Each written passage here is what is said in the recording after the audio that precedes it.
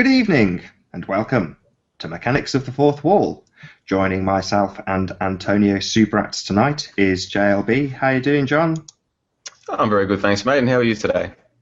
Absolutely superb, just about recovered. And also Antonio. How you doing, Antonio? I'm doing great, thank you. All rested. So to people joining us, they may think we all seem far too relaxed for what people might be expecting to be a very heated conversation, and far from it. It will be quite the contrary to what people have experienced on the Mechanics of the Fourth Wall with JLB last time. So to give you a preamble to why this event is happening today, or why this hangout's happening, JLB had about half an hour with us, or with Antonio and myself, after the debate, and pretty much blew both of our minds in terms of some of the information that you've actually presented with us.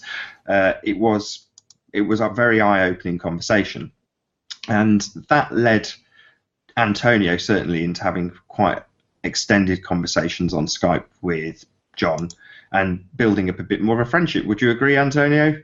No, not at all. Oh, right, it's just still total hatred of each other, No, like it's perceived on the online connections. Is that what? No, I'm joking, but John and I have spoken very, very briefly on Skype. In fact, we've just written a little bit back and forth. You've been involved in it mainly. But after the debate, we did have a really good chat. And I saw that, as much as people out there see John as an antagonist, I don't. The he's all right. He does use very clever tactics. He is a clever guy, and he does use very clever tactics. And what we're going to do today is we're going to show everybody, not just John, myself, and Nathan. We're going to show how we can use our faculties to determine certain aspects of the world, especially in areas where we can really research, like history. That's why today's show is on history, hoaxed history. Well, this is something that I've been criticised for in comments, and it's through ignorance that I want to be involved in these conversations, because it's something that I don't steer away from because I'm frightened of the topic. In fact, in the case of the holohoax, I'm absolutely fascinated by it because of the level of deception that's afoot, and I don't know a great deal about it, whereas after that debate, that was one of the topics that came up. And I know, Antonio, you'll agree when I've said I've tried to discuss this with a couple of other people, and because it's a hot topic, they don't want to cover it, and they'll give their reasons and they'll dance around it, and I'm not going to name and shame anybody, but ultimately I can understand why they wouldn't want to talk about it. But to me, it's just another layer of the onion. It's just another load of bullshit we've been handed, in the case of the holohoax, that astonishes me when you start picking it apart, like any of these hoax events. I know we did 9/11 and Sandy Hook, and JLB describes these as baby hoaxes, which has almost kind of made me chuckle. Well, it's a sacred cow. That's what the Holocaust is. And this will be, some people out there might find this offensive, not just because I look like shit today, but the whole idea that people might have lied about what went on in the concentration camps. People see it a little bit like the people who believe that 9/11 was conducted by Osama bin Laden and all those people died, and questioning it is, a dastardly thing to do, is a dishonor to those who died. I think the absolute opposite. The people who question 9/11, who try to get to the bottom of it, are trying to honor those who died. Shit, sorry.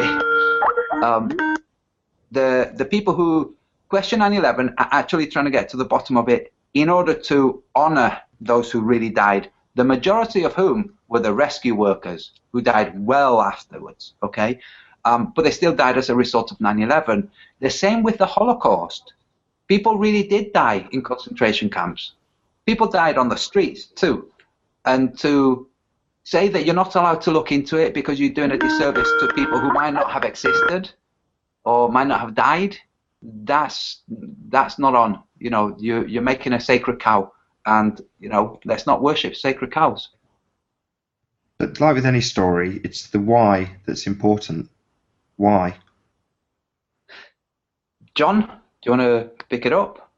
Yeah, sorry, I had to leave at the start there because the other computer was going, so I had to turn that off. But it's good to be here. And just a couple of things. You talk about how I'm here because we had that chat after the debate, and it turns out there might be a few areas where we don't disagree as much as we do about, say, the shape of the Earth. And one of the things that I've been trying to do for the 2 years now that I've been doing this work is try and find the overlap.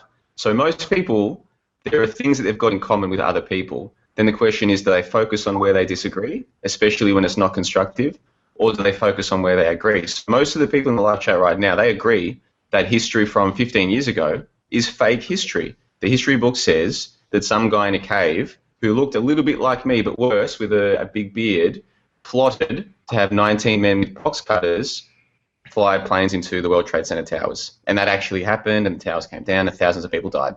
So most of the people in the live chat would agree with me when I say that history is fake history. So the question then is, how much of history do you go through and try and see, does this story actually make sense? So I didn't know that you guys wanted to talk about the whole hoax today, but I'm happy to. I think that's an important topic to talk about. But it goes back further than that. And so what I'm hoping to do is to encourage people to just go and look into why they believe what they believe. And a good example was we had Russian Vids on my impromptu chat about a week ago. And Russian Vids is a very interesting character. I'm sure most of the people in the live chat are familiar with Russian Vids. He says that he still believes in the Bible. So I said to him, all right, then, well, maybe the Bible is legitimate. When do you think the Bible was written? He says to me, 2,000 years ago. And I think to myself, 2,000 years ago, really? Well, let me show you a few examples of what I've found looking into the Bible that lead me to conclude that perhaps the Bible is a more recent fictional creation, you see? So if I put that evidence on the table and you walk away and you say, no, I still believe the Bible is 2,000 years old, hey, that's cool. You've got to believe whatever you want to believe. I'm going to believe whatever I want to believe.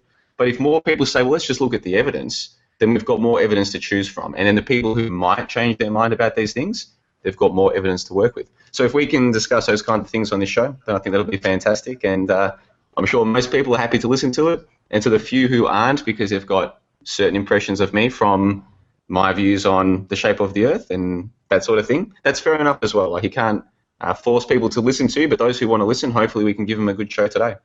Yeah, cool. If I can just jump in right now and say, on the chat, on the preamble before we actually went live, we met a friend of John's. I don't want to say his name in case he doesn't want it said.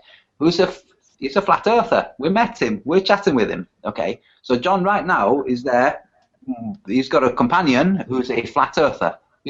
So the idea that John might be the eternal antagonist to flat Earth. No, it's a human being, and his flat Earth friend who's there is also a human being. We're all human beings, and we all have the right to question stuff. Not just the Holocaust. I mean, Nathan, I personally, I would have started with dinosaurs and other things, and built up to the Holocaust. But Nathan's just, waterboarding us. So, well, I don't want to dance around it. It's one of those things that where people are really, what's the word, vehement in the comments when they say, why aren't you looking into this? It's the same with things like banking. And I want to be honest and say, I'm ignorant. I don't know enough about this stuff. So when you come across someone like John LeBon and they start telling you about it, my eyes widen and I want to hear more. And you go, and the more you hear, the more shocked you are at what you hear. And you general ideas. It happened tonight. I was telling you about a guy when I was out with, I can't name and shame these people. I got a German guy who knew nothing about Auschwitz. Basically, that's the crux of the story. You were in Germany. You were in Germany with your boss. Yeah, basically. And I asked, why doesn't he know anything about Auschwitz? Wait, Nathan, wait. Tell them the story as he's told it me, because it just illustrates it much clearer. Well, I asked, what do you know about Auschwitz? The guy said they make good beer there. And later I asked my boss, well, why doesn't he know anything about Auschwitz? That seems really odd. And the boss said, well, it's because the parents they don't tell these stories because they're too horrific, so they don't know anything about it. And tonight, Antonio's response to that was, I don't know, I've forgotten. Maybe I'm not. They don't know because nothing happened there. Yeah. It's not that nothing happened. It's that the enormous crime that we're told happened, that did not happen. What happened was something absolutely abhorrent, but it wasn't the gas chambers, the ovens. That situation didn't happen. And you can listen to me and say you're talking nonsense, or you can say, oh yes, I've heard something similar. I'd urge you, like so many other people out there, don't listen to me. Go and look yourself. Go to freaking Auschwitz if you need to. Go and look. Look at how things are laid out. Look at the survivors. Look at the thousands of survivors and listen to their story, because for the Nuremberg trials, there were thousands of people who gave testimony, but they only picked 7 to actually speak. Now, these 7 talked about gas chambers. The other thousands didn't mention gas chambers. There are British historians, there are clergy, there are people around the world. There's a guy an academic in France who was jailed for this. In Germany, it's against the law to question or talk about the Holocaust as having not happened. But to question it, to investigate it, is a crime. Now, this is we live in an age of deceit. And to say that investigating something is a crime, for the people in the US who say that you're living under a police state, you're allowed to question 9/11 in the US. You're not living in a police state. Germany is a police state where you cannot question things. The UK is a police state where we cannot question things. We can't question the Woolwich murder of that supposed soldier who was decapitated in the middle of the street with no blood. There are certain things that we can't question. When you're in a police state, it's not marching troops of soldiers around the streets. It's the mentality that makes it a police state. I grew up in a police state, and I remember what it was like. I genuinely grew up in Franco Spain towards the end, when everything became really fractured. I know what a police state is like. So when you look at the world and what you're willing to question and what you're willing to just keep as a sacred cow, maybe you want to look and examine your ideas of the world and your beliefs and see which of your perceived knowledge is actually a belief that's masquerading as knowledge. And before we came on, we were discussing this with John, and John made a really good point. He said, when you remove people's beliefs, you cause a vacuum. Do you want to pick it up, John? Yeah, well, the point I was making was, suppose it is the case that we're lied to about a lot of things in our existence, okay? Whether it is the earth that we live on, what was living on this earth 66 million years ago, how we came to be humans, what weapons are used in wars, what actually happened in the wars, any of these things. These are fundamental beliefs to who we are. And so if you can point out to someone that they've been lied to about that stuff, or even just say, yeah, that's the story you believe, but did you know that story is based on these other stories? They don't teach you till you get to university. By then, you've already been indoctrinated, so you're not going to challenge it. Did you know that a good example is the Cavendish experiment. Okay, you believe that we all live on a giant spinning ball going around the sun. Totally sweet. You can go to Wikipedia. It says that Mars weighs 6 point whatever times 10 to the 20 whatever kilograms. So that's its mass or its density, whatever. Do you know that all comes back to this Cavendish experiment where a guy in a shed, before he even had a light bulb, was able, with a contraption that he made, to determine the mass of the Earth? Did you know that? So you point these things out, and the majority of people will just sort of go about their day. But some people will be smart enough or curious enough to go, well, that can't be true. How could one man weigh the entire Earth? That's just silly. They go and they look into it. Before long, they don't believe that we know how much Mars weighs anymore. Do you know what I mean? What its mass is. I have to be careful with my terminology because the heliocentrists might be listening. So anyway, you get what I'm trying to say, right? Suddenly there's a big vacuum because so much of what they believed is gone now. And as humans, whether it's a natural thing or it's part of the conditioning, we've been conditioned to hold many beliefs. People go around their whole day believing all kinds of things all the time. The idea of not knowing and saying, well, I don't know. It could be this, it could be that, I don't know. I might lean this way, I might lean that way, but I don't know. I don't need to believe anything. To most people, that's alien and foreign. So they've got this big vacuum, and it's very easy once someone's beliefs have been taken away for that vacuum to be filled by anybody else. Now, those other people who fill that vacuum could be trying to give you what they think is good knowledge. They could say, well, I found out that was a lie, but here's what I've now found with my own research, and it could be true. They might believe what they're saying, and it might be true. They might believe what they're saying, and it's not true. they might not believe what they're saying, and they're taking advantage of a vulnerable person. Because a person whose foundational beliefs have been taken away from them is very vulnerable. I mean, look at the world that we live in. A person who you take away the lies, what are they left with? Not very much, right? So that they could just be charlatans or shysters taking advantage of vulnerable people. So this all, I mean, we're all learning. This is a fascinating journey, isn't it? Even just this flat Earth Renaissance thing that's been going on for 15 months, whether you believe the Earth is flat or it's a giant spinning ball or anything else, just the social dynamics and watching how people react as they go through this and as they get into, certain social groups or the way that they treat other people. It's fascinating just from like a psychological perspective or this like a sociological perspective, I guess, just looking at how humans react when something they were all taught, that we live on a giant spinning ball. And people my age, the Big Bang Theory was in by then. That was now, well, that's what happened. It was just this big bang, you know what I mean? Billions of years ago, that's just what happened, you know what I mean? So that was already in by then. So when you see people that's taken away from them, how do they then react? I would suggest that most people, that vacuum gets filled very quickly, usually by the person who took away the old belief, you see? And so when we're talking about history, the point I was making before we went on there was I now feel I need to be more careful in what I'm doing rather than say, well, here's the research that I've done, here's the conclusion I've come to, it's yours now.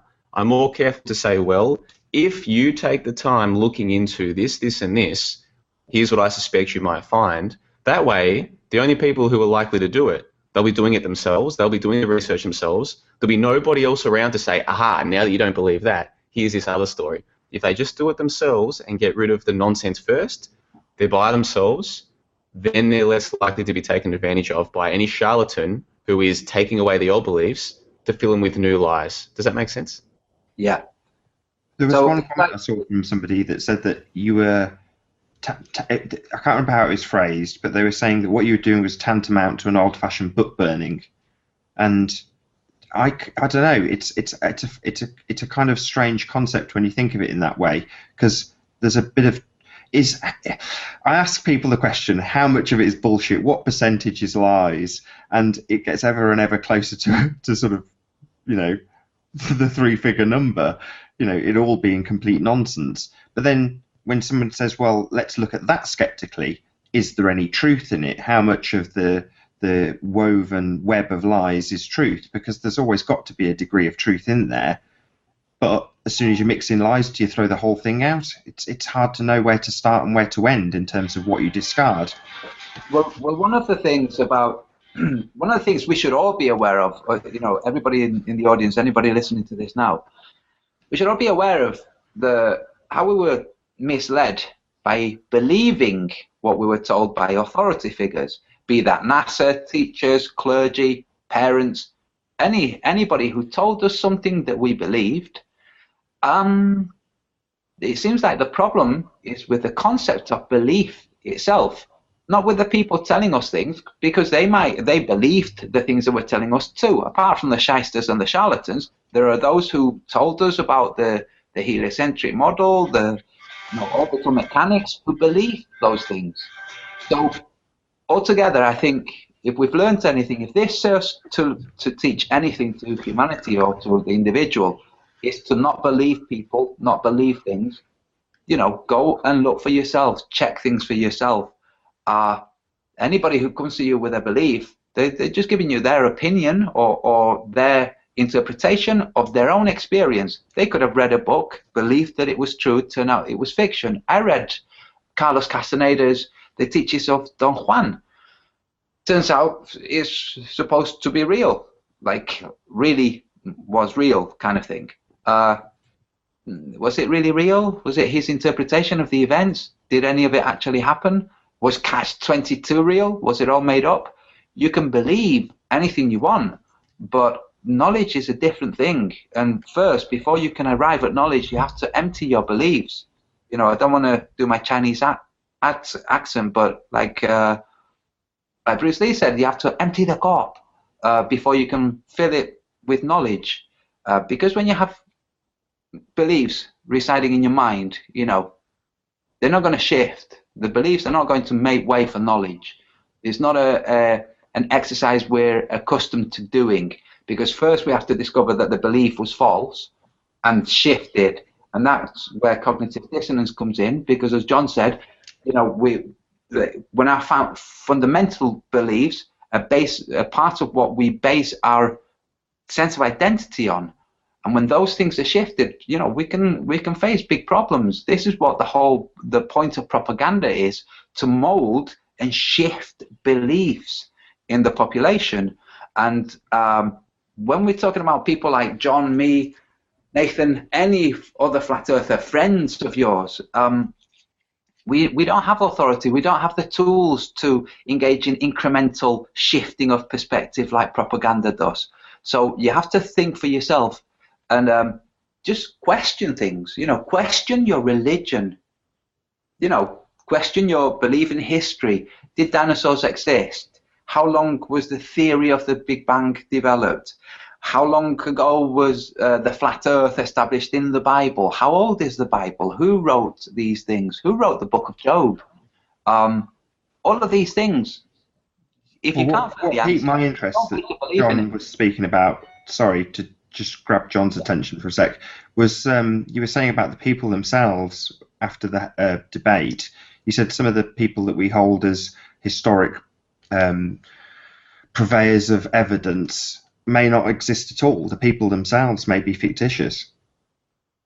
Well, they might be. And so what I've spent a lot of time doing is just looking into, well, what is the official story? And then working my way back from there. So if a man wrote a book in the 1980s saying that this character from 1,000 years ago said this or that, okay, cool. What were his references? What were his sources?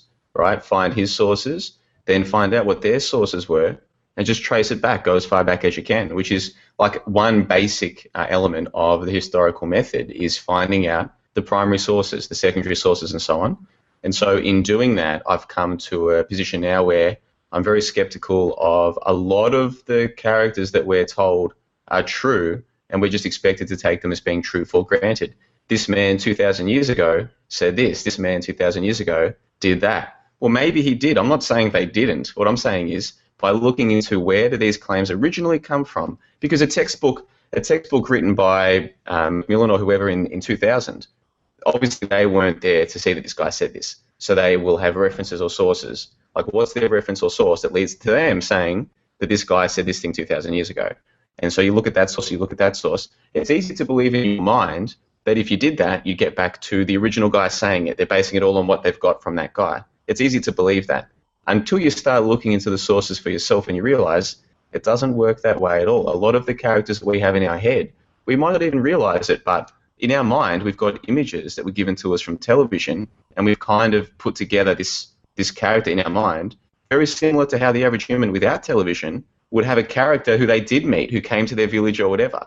We don't realize how much of what's in our mind has been put there from images on the screen. And so if you take the time to just sit there and go, right, here's a story that I find interesting, whether it is one of the ancient Greeks, whether it's the Holocaust, whether it's whatever, and say, right, this story could be real. It might be. Let's just work our way back from the official story today through to the primary sources and see what we can come up with. And if people do that, and I understand that most people won't, that's cool. We've all got our own ideas of what's an interesting thing to do with our time. That's cool. But the people who take the time to do that, by the end of that process, they're not going to believe, in many cases, what they believed at the start, because most of those beliefs came from the television or from movies. So many of our beliefs about so many things, whether we realize it or not, comes straight from a television. And I'm not sure how the televisions work now, but it wasn't long ago they were 30 frames a second, right?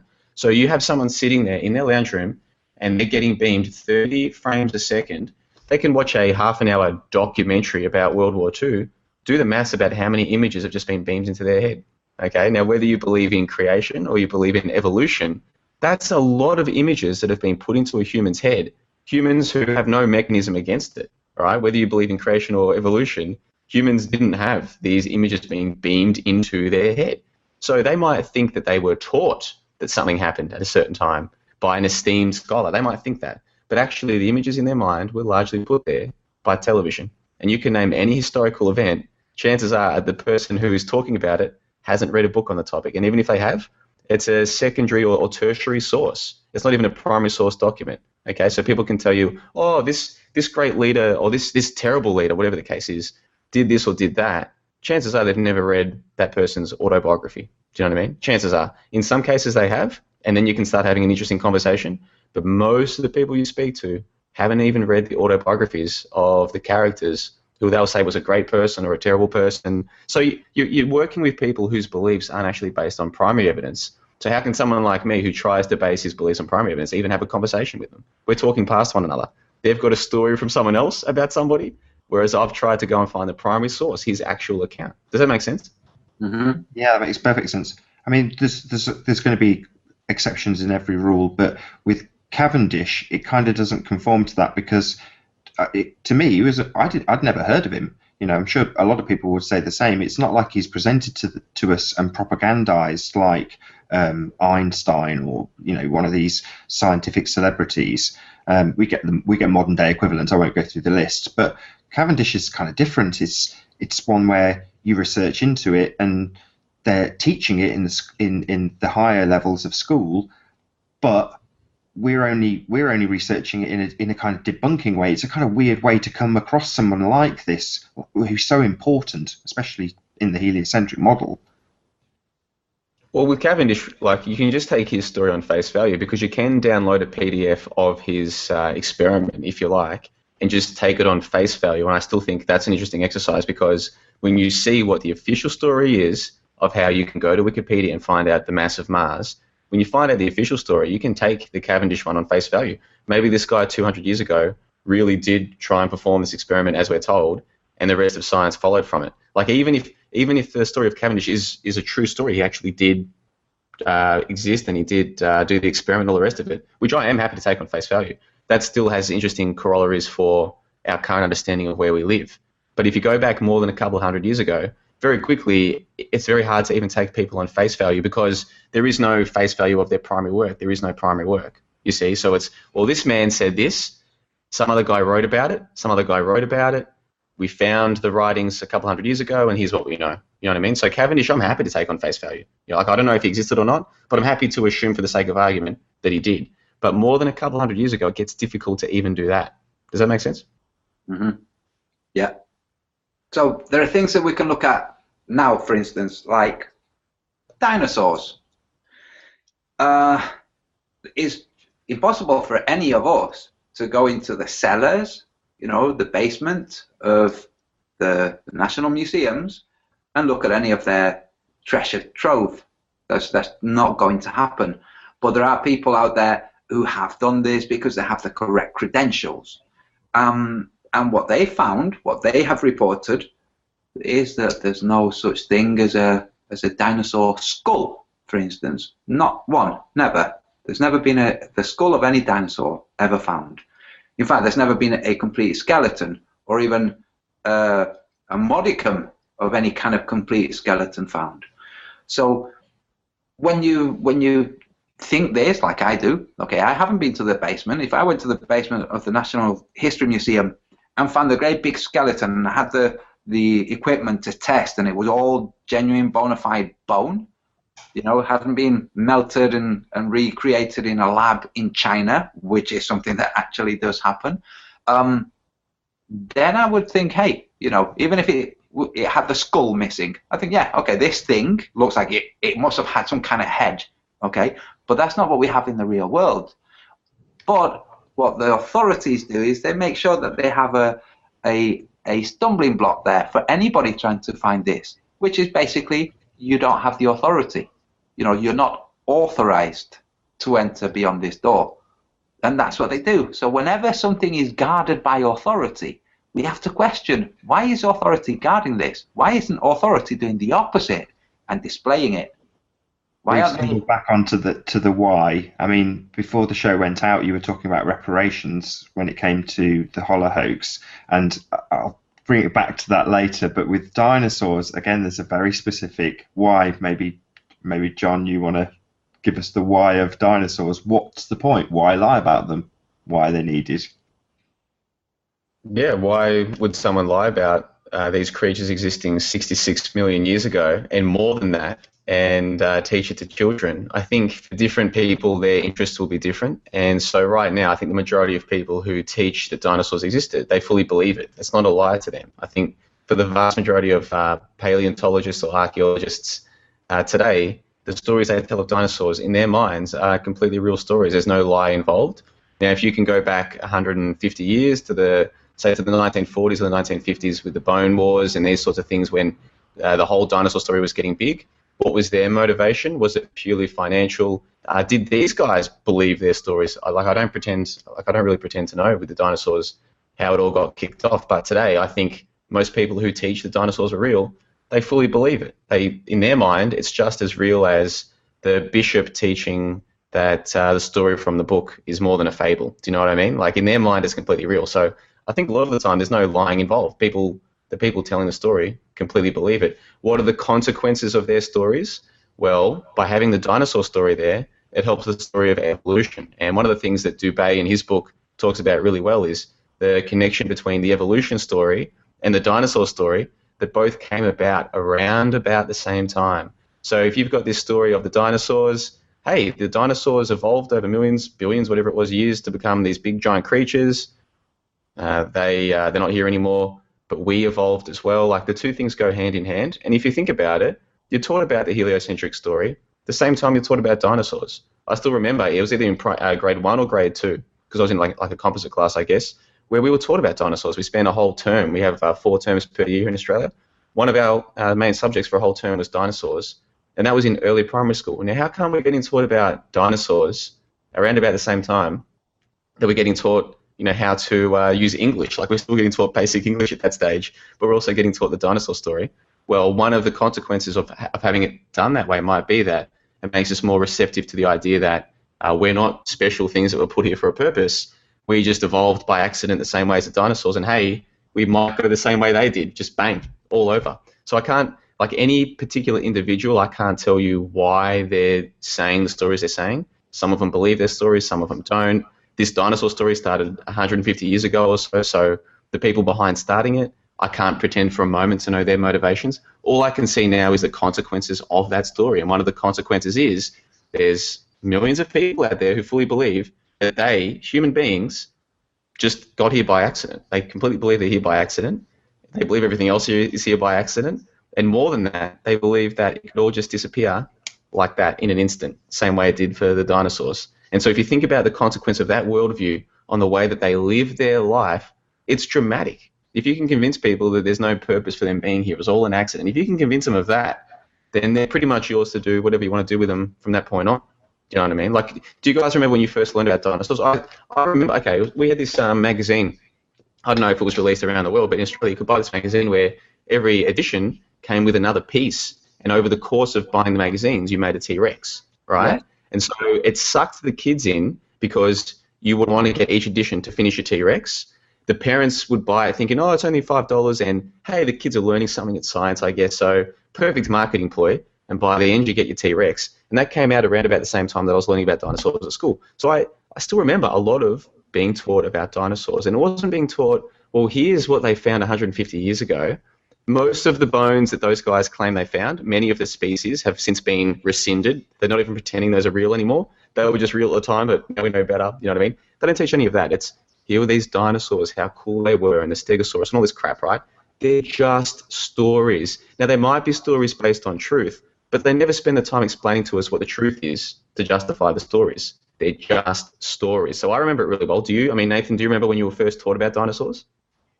Yeah, kind of. I vaguely remember a Disney movie called One of Our Dinosaurs is Missing. I recently found out that it was actually filmed in I think it's the Natural History Museum.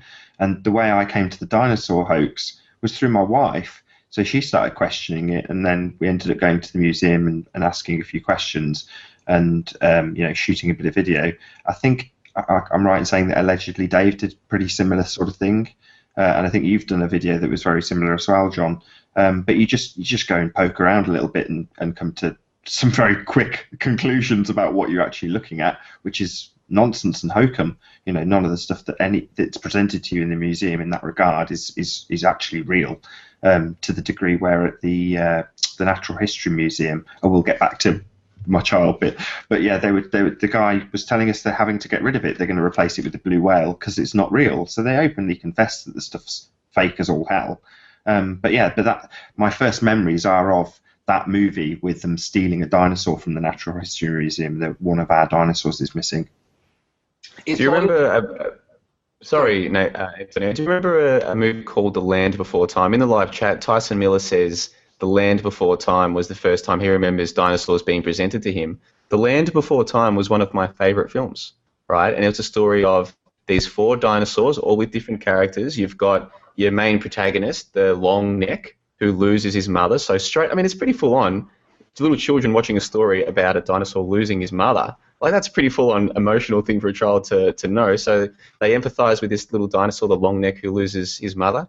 Then you've got Ducky, like the peppy girl. Then you've got the yep. Then you've got Sarah, like the aggressive, like tomboy Triceratops. Then you've got Petrie, like the nervous, scared dinosaur. So you've got all these characters. Children are going to find one or more of those characters to relate to. Then you go on this journey with them. You go on this journey with these dinosaurs. So for people my age, and maybe Tyson's about the same age as me, I'm not sure, this was not just like, whether it was their first exposure to the idea of dinosaurs or not, this 90-minute movie, whatever it was, would have a very powerful effect on what they think about dinosaurs. To them, it becomes a real thing. These are real characters that they're relating to. And so Tyson Miller in the live chat says that was his first exposure to dinosaurs. If people spend time just thinking about it, when did you, like, what's your earliest memories of dinosaurs? There's a very good chance it's going to be a movie from Hollywood. And you guys can see the significance of that. Yeah. It gets worse. It gets worse because I watched this at my brother's house the other day, and he's got a couple of year old and a 1-year-old, and the girl who's a couple of years old was watching a U-rated, in the British certification system, that's like universal for all, and it's got animation, kiddie animation, admittedly, but dinosaurs biting the heads off of the dinosaurs. It's very gory. And when I watched it, I remember thinking back to when the original Jurassic Park came out, and seeing it at the cinema and going, this is a film rated PG, parental guidance. So as long as you've got your parents' permission, you can pretty much go in, as long as you can walk into the cinema, in the UK, you could go and watch it. And I'm a hi-fi enthusiast, and the audio and the visuals of Jurassic Park, if you were, let's say, 8 years old, would be so overstimulating and terrifying, because it's an absolutely frightening film, especially the scene with the T-Rex when he's pushing them over the side of a cliff. It is truly, mind-meltingly horrific. And to expose children to that, to give it a PG rating, to me, it's as horrifying as an Alien movie in terms of how much it scares me now when I watch Jurassic Park. That to some might seem farcical, but to me, I think back to when I was much younger and that film came out, and it was genuinely scary. The massive amounts of subbase from the dinosaur walking. Now I think about it, and it's laughable because you think of the proportions of that thing, and it wouldn't even be able to stand up when you think about it now. But of course, when they replicate it with giant models, especially on the original compared to the new stuff, it was models, and they are very, very realistic and scary, which dinosaurs are. That's the point of them. The dinosaurs are really there to appeal to boys, because we all know that boys are more driven towards the sciences, and that generally dinosaurs are aimed more to boys. As sexist as that is, part of the way things are driven into the consciousness, not just through the emotive tales, like losing the mother. They did the same with Bambi, but they also did the whole stress conditioning with E.T. Now there's no chance an alien like E.T. could build anything like that spaceship, because the hands were too clumsy. But they had that emotional. When things are addressed to boys or men, the language that's used is different to the language that's used towards women. For women, the propaganda is regarding vaccinations or being policed by other women. To men, things are a bit more aimed at the man. So, for instance, we'll have wording like, dinosaurs don't exist. So obviously, now that obviously, that calls to the man, okay?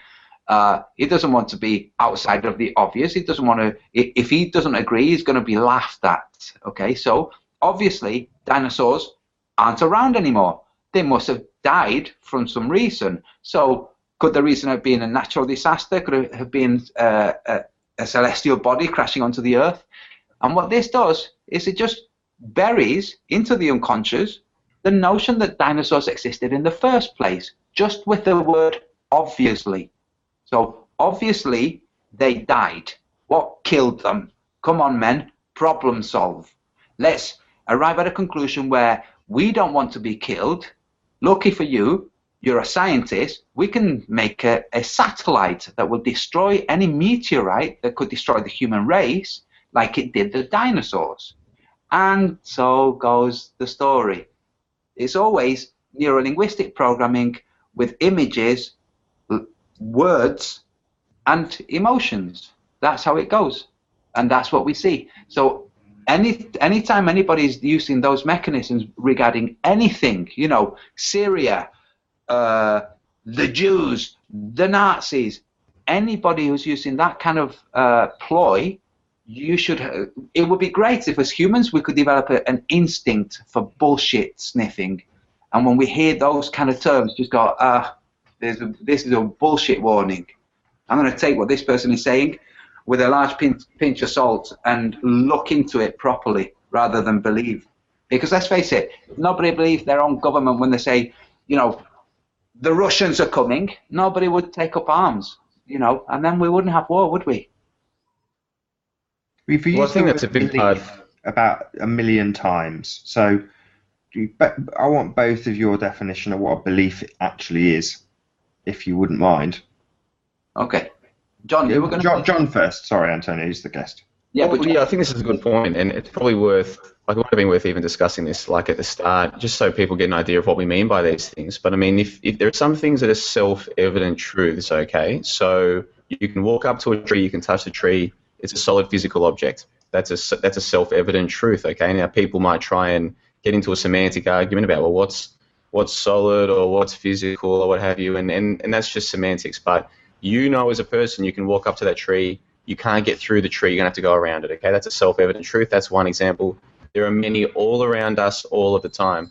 The thing is, a lot of what education deals with for those 12 or 13 years that we're there, it deals with more abstract things, such as what's out there in space or what happened 60 million years ago or how we got there. These are more abstract things. So it's no longer self-evident. You're going to need other types of evidence for it. And so ideally, things that aren't self-evident, you're going to build up an evidence base to believe in these things. Do you see what I mean? And so when I say that I believe that I can't get through the tree, well, it's not just a belief. It seems like an objective truth. Does that make sense? Whereas when I say, if I say to you, I want you to believe that 19 men were responsible for what happened on 1911 with box cutters, all of a sudden that becomes a belief that we might be able to look at evidence that goes for or against it. So belief is in something that will affect your understanding of the world around you, that kind of belief. So if I sit here and I say, there's lots of things that I used to believe I no longer believe, I'm not saying I've replaced those beliefs with other beliefs. I've just stopped having a strong belief about it. I'm still open to both possibilities. It is still theoretically possible to me that 19 men with box cutters were responsible for what happened on 9/11. It seems to me the chances of that being true, infinitesimally small, but it's theoretically possible. And so I think what happens is a lot of people, we get given a whole bunch of beliefs when we're young, and that just becomes our main, like, that's just how we are from that point on. We've got lots and lots of beliefs. People can come along and change one belief to another belief, but we still hold lots of beliefs. Whereas what I've been doing for the last couple of years, I guess, whether I realized it or not at the start, I do now, is really I've just been undoing a lot of the beliefs and a lot of this notion that you have to hold strong beliefs one way or another, because I don't think that you do. I think on big questions such as how we got here, you can say, well, that story, look at all the problems with that story. I don't believe that story. It doesn't mean I've then got to give you another story. If you want stories, go and find your own stories. I'm saying I no longer believe any of the stories I've been given. So when I say belief, I mean I no longer have in my mind an explanation that I think is a true one for how we got here. I've got ideas about what might have happened, but I can't tell you that I believe that we got here because this happened or that happened. I don't believe anything about how we got here. I don't know how we got here. Does that make sense? So that when I say belief, that's the kind of framework that I'm dealing with when I use that term, Antonio. I hope I'm making this. It's very early here. I had one coffee. Yes, you're definitely making sense. What I look at it from maybe a simpler level. I like to boil things down to nuts and bolts. For me, it helps me, deal with the world. So I say my perception of belief is that belief is something that you hold until you have knowledge. And the problem is, when you do hold a belief, we're not used to shifting a belief and replacing it with knowledge. We require a lot of knowledge to increment, and especially if it's knowledge that just incrementally changes that belief to the point that it's no longer a belief, but it's now knowledge. But usually that's not the case. Usually you will have a belief, and then you'll be presented with something that should sit in your mind as knowledge, but it won't be accommodated because belief is there. So, for instance, all the globelings, they can't shift from the spinning planet flying through space. They can't shift from that because it's such a strongly held belief. I believe that, at some point I stopped believing it. Before that, I'd already realized that the word belief itself is an archaic term. We're still using it now, but belief denotes ignorance. It denotes lack of knowledge. Like, the word ignorance is not just being rude. It means not having knowledge. That's what the word ignorance means. So if you have lots of beliefs, then you have lots of ignorance.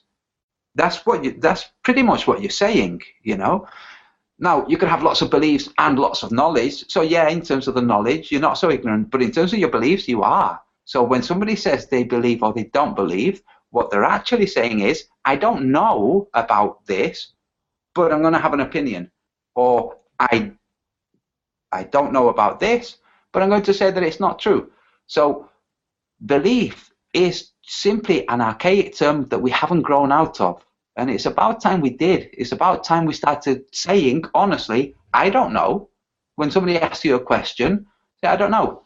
Instead of walking around with beliefs, when somebody asks you a question, you answer it with your belief. Well, that's just gibberish. And we have this. We know that there are Christians out there, Muslims, Jews, Hindus, people of all kinds of different religions, all of which believe that theirs is correct, which they know means that all the others aren't. So it's like, let's start to not believe things. Let's start to not believe what the media. Let's start to not believe history. Let's start to not believe things.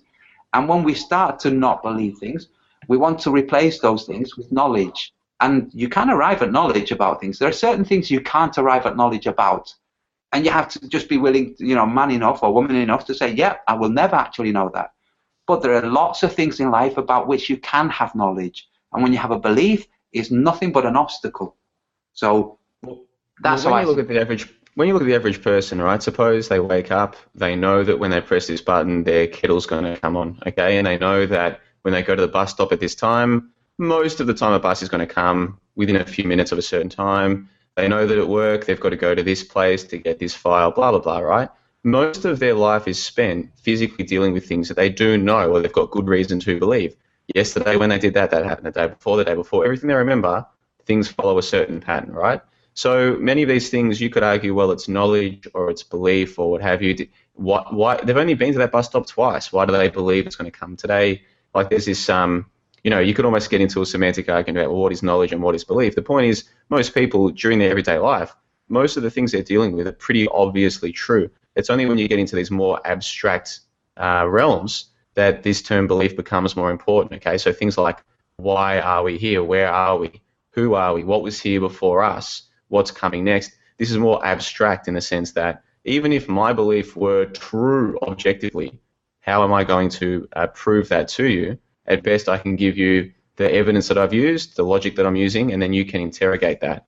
And that was, I don't really want to go into it too much, but say looking at some of the debates that I've had over the years that I've been here, this has been one of the things I've done where I've said, well, you just tell me what your evidence is and like your logic here, and if that's enough for you, that's fine. If it's not enough for me, hopefully that's fine for you as well. And I think one of the problems that I see with this scene on YouTube at the moment is a lot of people are saying, you believe this, I believe that. Until you believe what I believe, I'm not finished yet.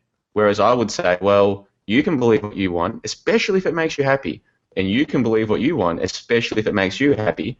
I'm going to believe what I think I've got enough evidence for. If you're going to bring me evidence and reason, then maybe I'll start believing what you believe. But if I don't believe what you believe, I don't see the problem here, especially if you're happy with your beliefs. And a lot of people out there, they seem fairly happy with their beliefs, no matter how ridiculous they are to me. So there are some people, they really enjoy collecting Star Wars figurines. They really enjoy this notion that, maybe one day they could be, maybe one day there'll be humans on this ship, floating through space, and they really believe in space too. Like they're happy believing that there's space out there, and maybe there's whatever. If they're truly happy with all of that, I'm not going to go out of my way to take those beliefs away from them. What difference does it make to me? Chances are, if they believe all of that stuff, they're probably not really interested in what I'm trying to do with my YouTube channel and my website anyway. You see what I mean? So I would just leave them alone. And some of those people, if we're being honest, might even be happier than me. So what right do I have to go up and say, oh, you believe in space? Why do you believe in space? You've watched too much Star Wars.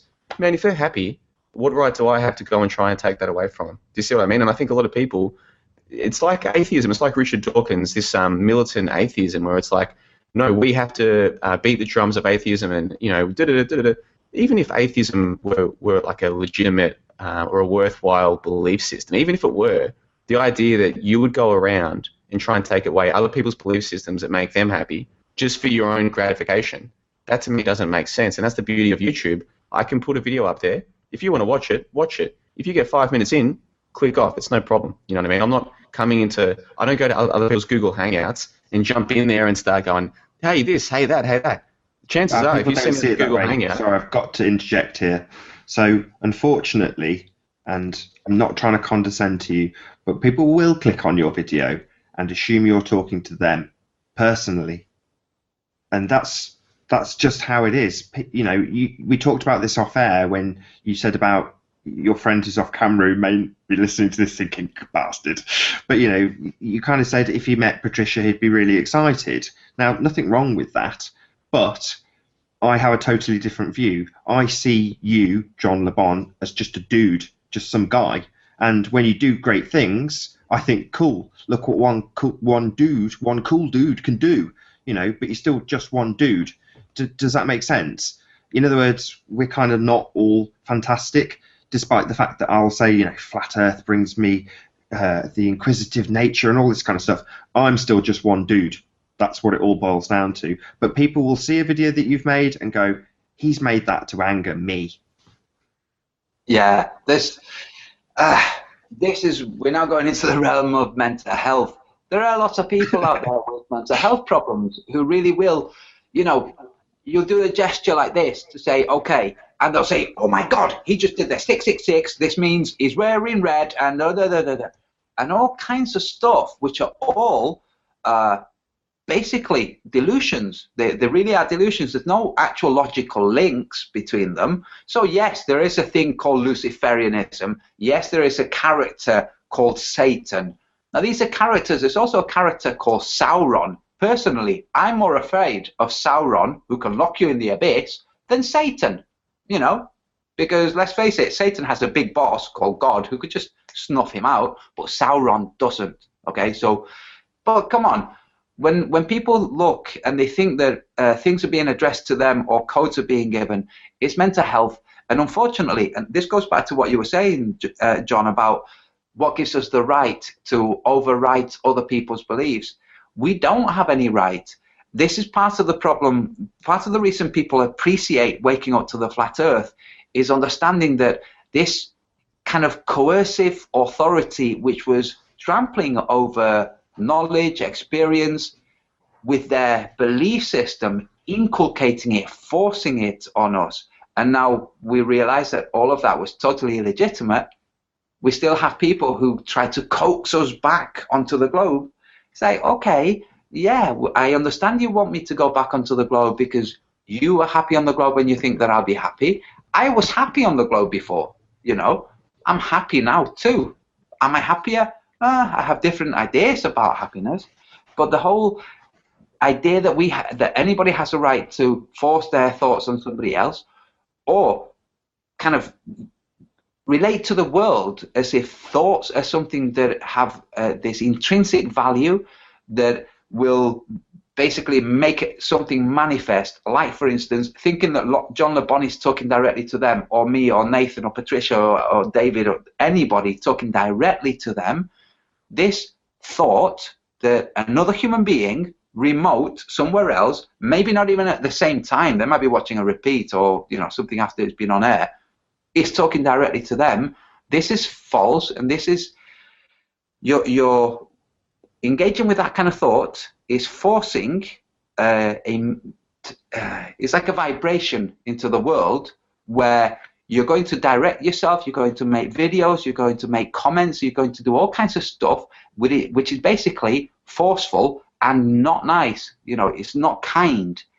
And you might see somebody who has an opposing point of view to yours as being an enemy, but they're not. An enemy is somebody who basically wants you dead. This idea that an enemy can be just somebody who has a different point of view, we have to start looking into words and the meanings of words, which is why I was going on about belief. Belief means I don't know. You can say, I can't remember who said it in the chat. It was about half an hour ago, but it's about the suspension of disbelief, and the media have tapped into this. So I've seen this to the degree where people watch, let's pick a random soap opera, so let's say EastEnders, and they will start to empathize with the characters to such a degree that they will feel an actual hatred towards the bad guy, the Nick Cotton character. They will actually despise that person as though they are real. They're alienated from the characters. Their suspension of disbelief has been literally tapped into to the degree where they think these people are real. Now, again, there's going to be people in the audience that say, nah, surely not. But absolutely, there are people out there like that, and a lot of them, huge numbers, swathes. Yeah, and this is I think this is a symptom of the reality we live in, where we have authority telling us what's what, which in our mind becomes this thing which is something totally external, remote, unconceivable really in the real terms of what government is. It's not a bunch of buildings, it's not a group of people, really it's just a notion, it's a belief. That this thing. I've got a question for John basically. This leads off something that we were talking about before we went on air. So one of John's, I can't think of another word, but I'm going to call it a belief, is that Flat Earth is a cult with leaders, and this is a kind of a hierarchical structure that we've been given, again based on the way we've been educated, that there must be this hierarchy. I don't know if you I kind of want to, no matter how I phrase it, I'm going to put words in your mouth. So I don't know. I'm going to shut up and hopefully you'll. No, that's okay. Let me just speak about this one. I guess broadly and from the start. There's many people watching this right now as we speak. They're not in a cult. They're not cult members. They're interested in this because they've given up heliocentrism, and now Flat Earth on YouTube is the main place to go to if you no longer believe in heliocentrism. So there's an element of interest in listening to other people who no longer believe what they used to believe. There's people who are interested in this just from, wow, these guys are really talking about this. Who are these people? There are people who might be interested in it because they like the style of Nathan Oakley or they like Antonio. There are people who are watching this for all different reasons. They're not necessarily part of a cult, okay? The point that many people are making, and I am one of those people, is that a lot of the people who follow this scene, they do it and they behave in a certain way that is very cult-like. And some of the people higher up, I understand there's no central leader, some of the people who are higher up, they do act in ways that are similar to cult leaders. Things like love bombing new people who participate, things like, say, getting people to talk about how unhappy they were before they found this new truth. There are similarities. Now, does that mean that they're trying to run a cult? Of course not. And even if 60% of people involved in this, and that's just an arbitrary number for argument's sake, even if 60% were just like cult members, does that mean the other 40% should be stigmatized or should be told not to follow this scene because of the other 60%? Of course not. But the simple point that people like me are making is some people end up with this religious devotion to this scene, to this group of people, and it is cold to like. And I wouldn't even really care so much, except I've got people denying it. They're trying to deny this to me. And I'll say, okay, then, so what traits do you think a cult follower would have? And they'll name me the traits, and I'll say, okay, then, so let me give you a few examples of people in Flat Earth who act that way, and they'll agree with that. But then they'll try and deny the connection between the two, and that's what I find more fascinating than anything. Examples, John. Give us really specific. Okay, well, again, this cult Flat Earth thing, you guys brought it up, not me. I was happy not to talk about it, but if you want to talk about it, look at some of the people who post a video saying, I'm coming out as a Flat Earther, go to their comments section and click, instead of top comments, click newest comments, scroll down to the bottom and see what you notice. You'll notice what would be called in other realms love bombing, okay? Some of the leading figures coming along and saying, so glad that you're here, this is terrific, things are going to be better for you now. These sorts of general sentiments. Now, if you just saw that on one channel, okay. You see it on two channels, okay. You'll see this time and time again that new members are love bombed. Now, are all the people doing the love bombing, are they thinking to themselves, aha, another member for our cult? Of course not. But most people in a cult don't realize that they're in a cult, you see. Now, that's one example. There are others. And we could go through all of the examples that I've got. But what difference does it make? I don't think you guys are cult leaders or cult members. You believe strongly that the Earth is flat. That's fine. I think a lot of your followers, if you're being honest, do act like cult followers. Sorry, I want to get it in. Is because I think it's your belief in a hierarchy. So you said the people higher up. That was the way you phrased it. Yeah. Sorry, John. Not to. I don't want to cut you off. Make them catch hold of your thoughts so you don't lose it. You can pick up from when I leave. So, if we said this is an ideology that has all of the same elements that you're ascribing to as a cult, but don't have anything missing, like the cult does have missing. There's no central character. There's no deity. Those are the fundamental things to a cult, and without those things, the thing is not a cult. It's an ideology. So there have been ideologies before. The Confucian ideology. In China, they've had right now they have the Falun Gong, which is an ideology, and the leader of the Falun Gong, the person who wrote the Falun Gong, the Falun Dafa, is not a leader, and he expresses this, explains this. He just put the thing together for everybody else. He will be dead one day. Don't follow him. He's just put a series of instructions, and other people can build on those. And he is not a leader. He stipulates this. He emphasizes this. He explains how things that have leaders can be co-opted. This is an ideology, which is why it's illegal in China to be a Falun Gong practitioner. And Falun Gong is basically a combination between yoga and Tai Chi. That's all it is. But it's the mentality that goes with it, which is forbearance, temperance, patience, being kind to the world, being respectful, not challenging, not offering resistance, all of these elements. Basically, what it's doing is it's saying you don't need to fear. Okay, the Chinese government does not want the Chinese population not fearing the government. No government wants its population to not fear it. So with the flat earth, is it a cult or is it an ideology? And if I ask you, John, what do you think it closer resembles, a cult or an ideology? Well, I think it's different for all people, and that's why I said at the start, there are people here who are interested for different reasons, okay? What we were talking earlier in the show about how if you take a belief away from someone, there's a vacuum that's left, okay? Now, all three of us on this panel and most of the people in the live chat, we all agree that what we were taught about heliocentrism is nonsense, okay? This idea that we live on a ball that's spinning on its own axis once per day, okay, going around the sun at incredible speeds, astronomical speeds. Like, where does the term astronomical come from? Like, think about it, right? We're flying at astronomical speeds, and then that sun itself is going around a black hole, all this kind of stuff. Most of us now agree that that's nonsense. The problem in that's a foundational belief for us from the time that we're young. That's where we are. That's where we are, So you take that away from people, what are they left with? There's a vacuum. And again, if the first thing that they hear about to replace that is flat Earth, there's a good chance that will become their new belief. And then now they've been ostracized from the rest of society, or they feel so different to everybody else in society because, hey, most of these people still believe they live on a giant spinning ball hurtling around the sun. They still believe that, right? So they feel a great distance, like a fundamental distance from everybody else around them. But there's a group of people online who also don't believe on a giant spinning ball. Most of those people believe that the Earth is flat. It's a natural human predisposition now to be more receptive to what those people say, to feel an allegiance or a collegiality with those people. And I think for a lot of people, that's what's happened. Now, this is to say nothing about whether flat Earth is true or false. It's simply to say that there are natural, what do you want to call it, psychological or sociological reasons why people who have let go of heliocentrism might be drawn towards this group of people, these hundreds or thousands of people on YouTube who talk about flat Earth. It doesn't mean that they're all in a cult. You know, you might have it as an ideology.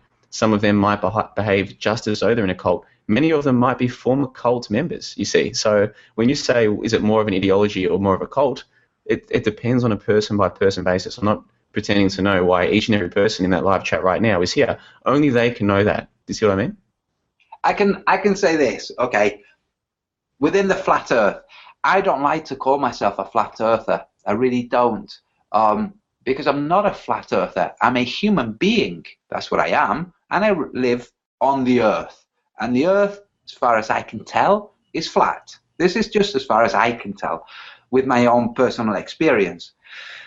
But the majority of people in the who call themselves flat earthers or who perceive the same thing as I do regarding the shape of the realm on which we live, the reason they engage with all of this is not so much the flat earthness, it's this sense of camaraderie, like you mentioned. Not just the flat Earth, it's the vaccines, it's the fluoride, it's the history, it's the the freaking dinosaurs, a whole range of things about which the normal people out there have a position which is programmed into them that they can't question because they don't have the tools with which to question it.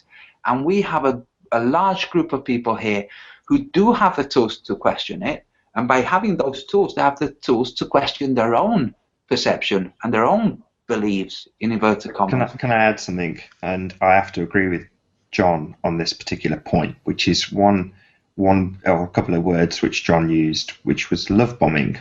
Now, it's a psychopathic term, and there's a specific reason for love bombing. And just to give a very brief idea, so if you were to meet a new person, and that new person was to give you everything you wanted, they showered you with affection, very caring, gave you lots of gifts, that would be love bombing.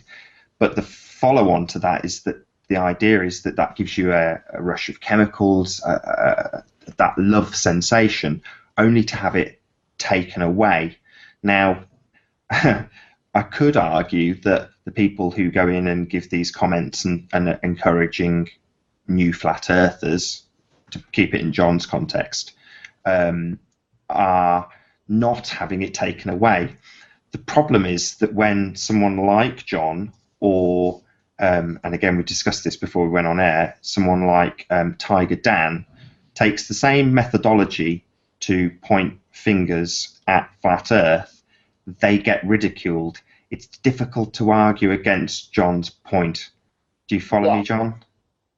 Yeah, I do, and that's the thing. I was happy to come here and not address the whole "is flat Earth like a cult?" I mean, that video that I made that was very controversial at the time was "is flat Earth like a cult?" with a question mark. Now, Antonio makes a good point. Even when you phrase it that way, the important terms are still there, so it's going to get people thinking in a way. Like if you wanted to make people think flat Earth is a cult, you could still just put "is flat Earth a cult?" and that could still have the same effect. The difference was that in my video, I went through like 10 different criteria that weren't even my criteria. They were the criteria that were used by a leading flat Earth proponent. So I just said, well, that flat Earth proponent has gone through the list. They've agreed that 2 elements are like flat Earth, the other 8 are not. I'll give you my take. I think 7 of the 10 I said was similar to flat Earth.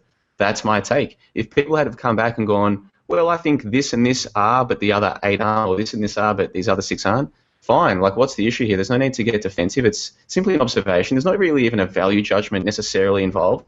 But what followed from that wasn't people going through the list and saying, here's why I disagree. What followed was extreme defensiveness and vitriolic attacks on me.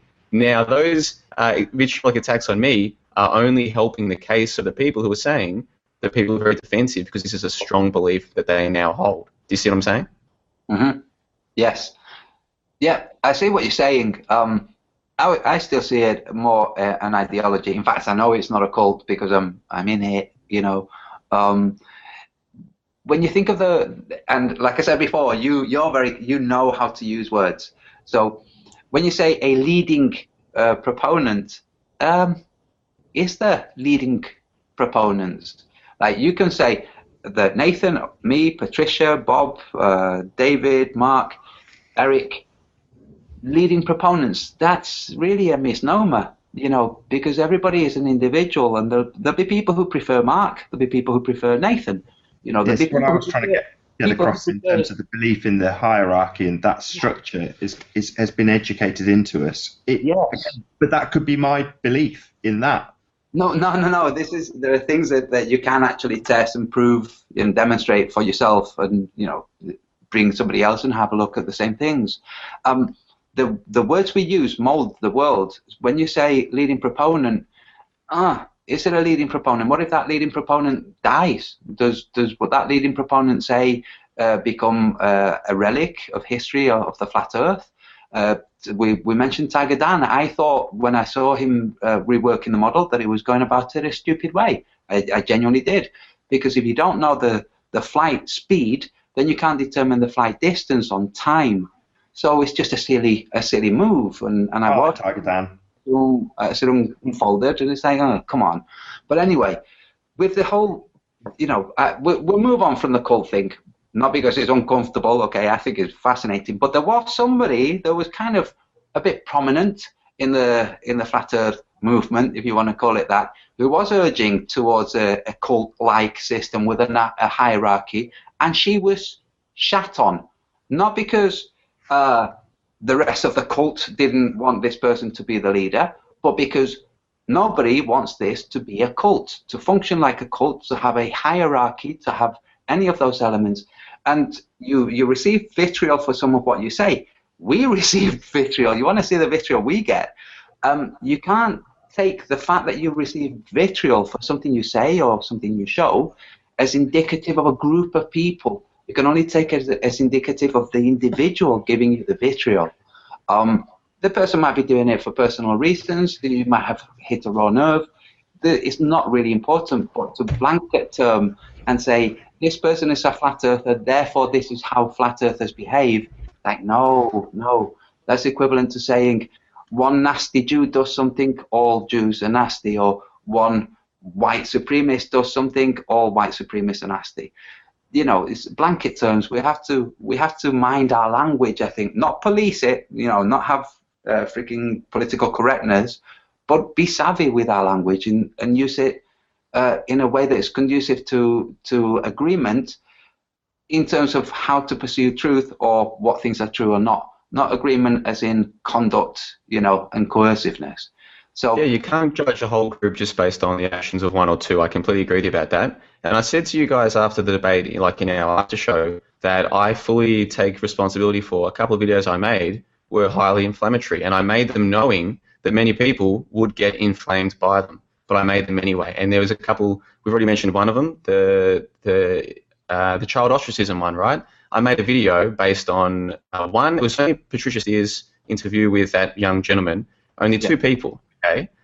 So even if it were the case that Patricia were in any way condoning that child distancing himself from his peers, even if that were true, it wouldn't mean that everybody else involved in this scene supports the idea of encouraging children to distance themselves from their peers, right?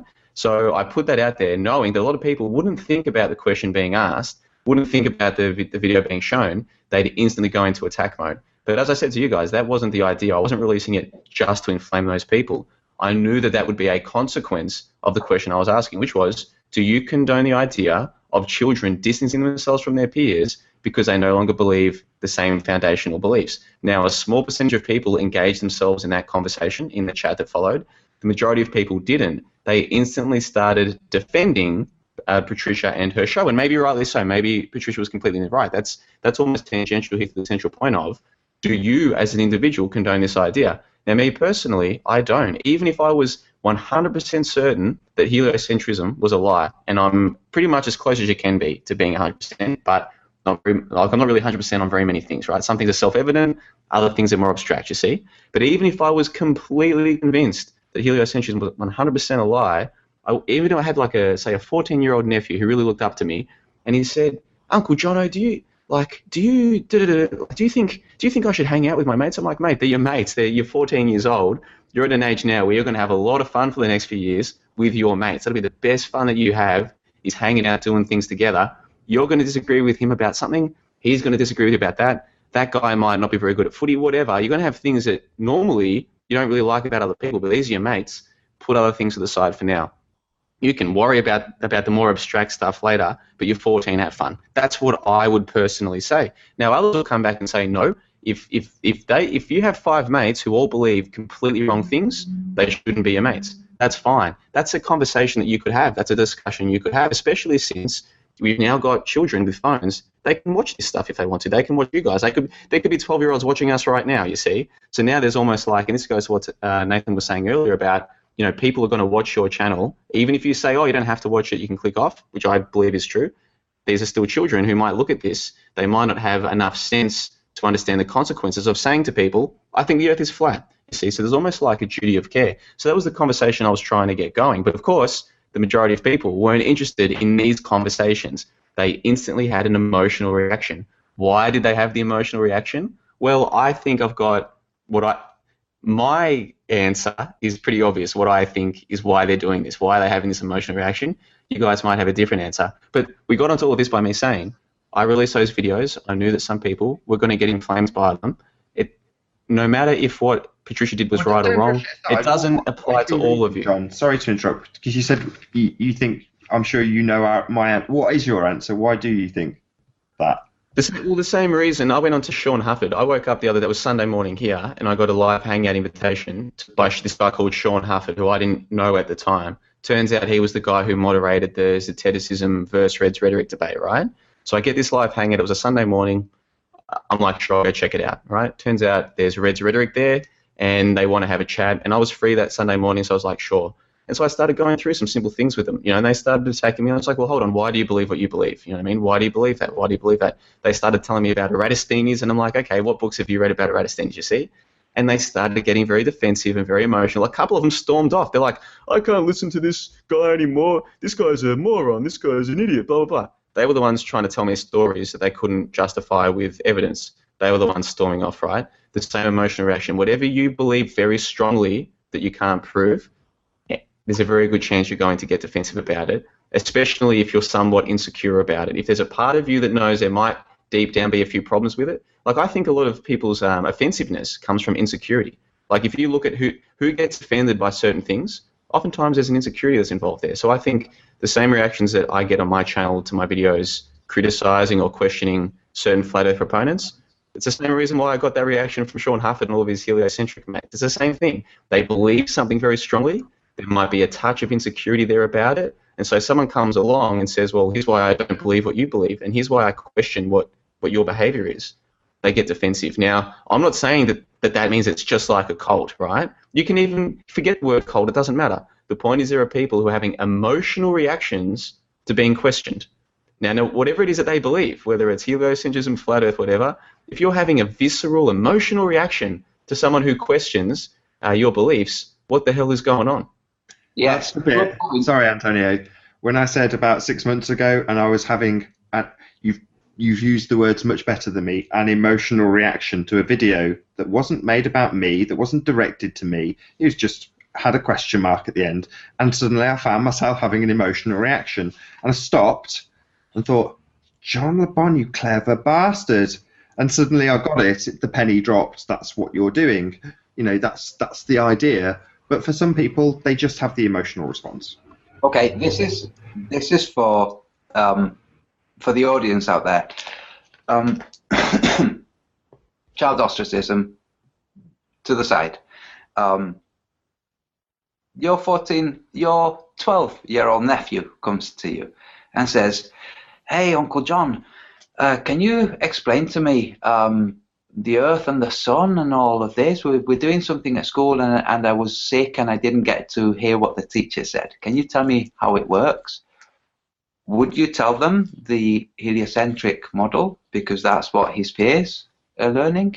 Or would you say to him something else? That's a really good question, mate. And so I'm 28, and I've got a number of siblings, and they've got children who range from practically newborn up to about say 12 or 13. And so I live up here in Brisbane. They all still live down there in Melbourne, and so I haven't had to go through the practical experience of sitting there with a young child who I know is being indoctrinated into nonsense Monday to Friday, and having to sit there and listen to them talk about this stuff and able to question them on their beliefs. I haven't gone through that practical experience yet. And so for me, this isn't just like a hypothetical question, though. My plan is to go back to Melbourne, not just for visits, but maybe even permanently again one day. You never know. You never know what's going to happen, right? So this is something I'm going to have to go through, knowing what I think I know now about the lies of the official, like the establishment story. How do you then deal with little children who you know are being indoctrinated with this nonsense by school and by TV, etc.? Like, this is something I'm going to have to go through, even if not with my nephews and nieces, with my own children. Hopefully one day I would love to have my own children. So this is a conversation that I think is really worthwhile. If people are going to send their children to school, how do you deal with that? If your family members send their children to school and get this nonsense, how do you as an individual who no longer believes that stuff, how do you deal with it? So I'm not even sitting here and pretending to know all of the answers or the solution to these problems, but I am pointing out that it is a problem. If you've got people, little human beings, and to me, 14 years old, that's a very young person. Do you know what I mean? If you've got these young people who are, on the one hand, all of their peer group are believing something because they're being taught it by their authority. You know that you're pretty confident what they're being taught is nonsense, and they're in this position of, well, they look up to you because you question what they're being told. However, Monday to Friday they're with those people. How do you deal with those young people? You know what I mean? Like, I'm not even sitting here saying that what Patricia or others do is 100% definitely wrong. I don't know. I'm here to be convinced. What should we do with young children who have access to what they have access to what we're talking about right now, okay? And even if you put restricted 18 plus on this, children are smart enough to get around that, okay? So everything that we're talking about here, they're going to have exposure to. How do you and I, as individuals and as a group, how do we deal with the fact that there are little human beings who are being indoctrinated right now? Some of them might slip through the cracks and listen to us.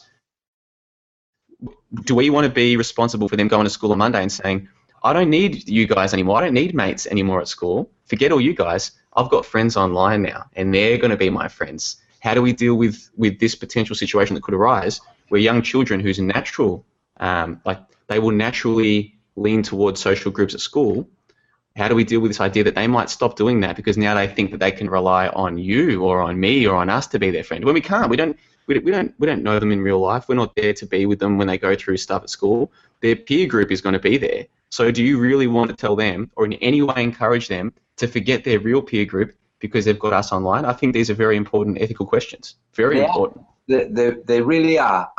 There was a 17-year-old, a little bit older, a 17-year-old, I forget her name, but she was one of the first internet YouTube characters. She was called Boxy, and she was a really cool character, and she was 17. The reason, and she started making lots and lots of friends because she was making videos just talking about her day and stuff and putting it on YouTube, and she started making a lot of friends who she didn't know in the real world. They were all internet friends. These people helped her through a stage in her life where she was not the most popular girl in school. She was not the sporty. You know, she was one of these who felt isolated, like so many 17-year-olds, 15, 17-year-olds feel isolated. Now, if you feel isolated because of your beliefs rather than your personality traits, it's good to have a support group online. That's one of the good things. In fact, as much as there's negative stuff to do with the electronic world and the modes that we have now for communicating, there are positives. And we've all heard about bullying and problems with bullying. There are people who are being bullied who have friends around the world who tell them how to cope with it. Now they might meet them, but these people they know online. Now they know them because they were also bullied. but the fact that there's a connection there and the connection offers support, the person who's being bullied doesn't have the peer group that the bully has. The bully has a peer group, but the person who's isolated already immediately doesn't have the peer group that they can turn to. So if they can turn to it online, you know, so it's not so bad. I want to directly answer John's question though, which was what do we actually tell the children? Oh, okay. This is what we tell the children. Okay, you do it then. Yeah. Okay. Quickly. We tell the children that sometimes people will say things as if they were true, which are not, because they're convinced that they are true. They don't have any bad intent in putting these things forward. They just don't know, for instance, that fluoride is good for you. That's absolutely incorrect. It is not good for you. So teachers will teach you things and friends will tell you things that they believe are true. And the point of the teachers to tell you things, the point of school is for you to learn the things you've been told and repeat them. You don't have to believe them. You don't have to accept them. You just have to repeat them. Later on, you can go and find out whether or not fluoride is good for you or not. You know, I can say not a couple more times in that sentence or not.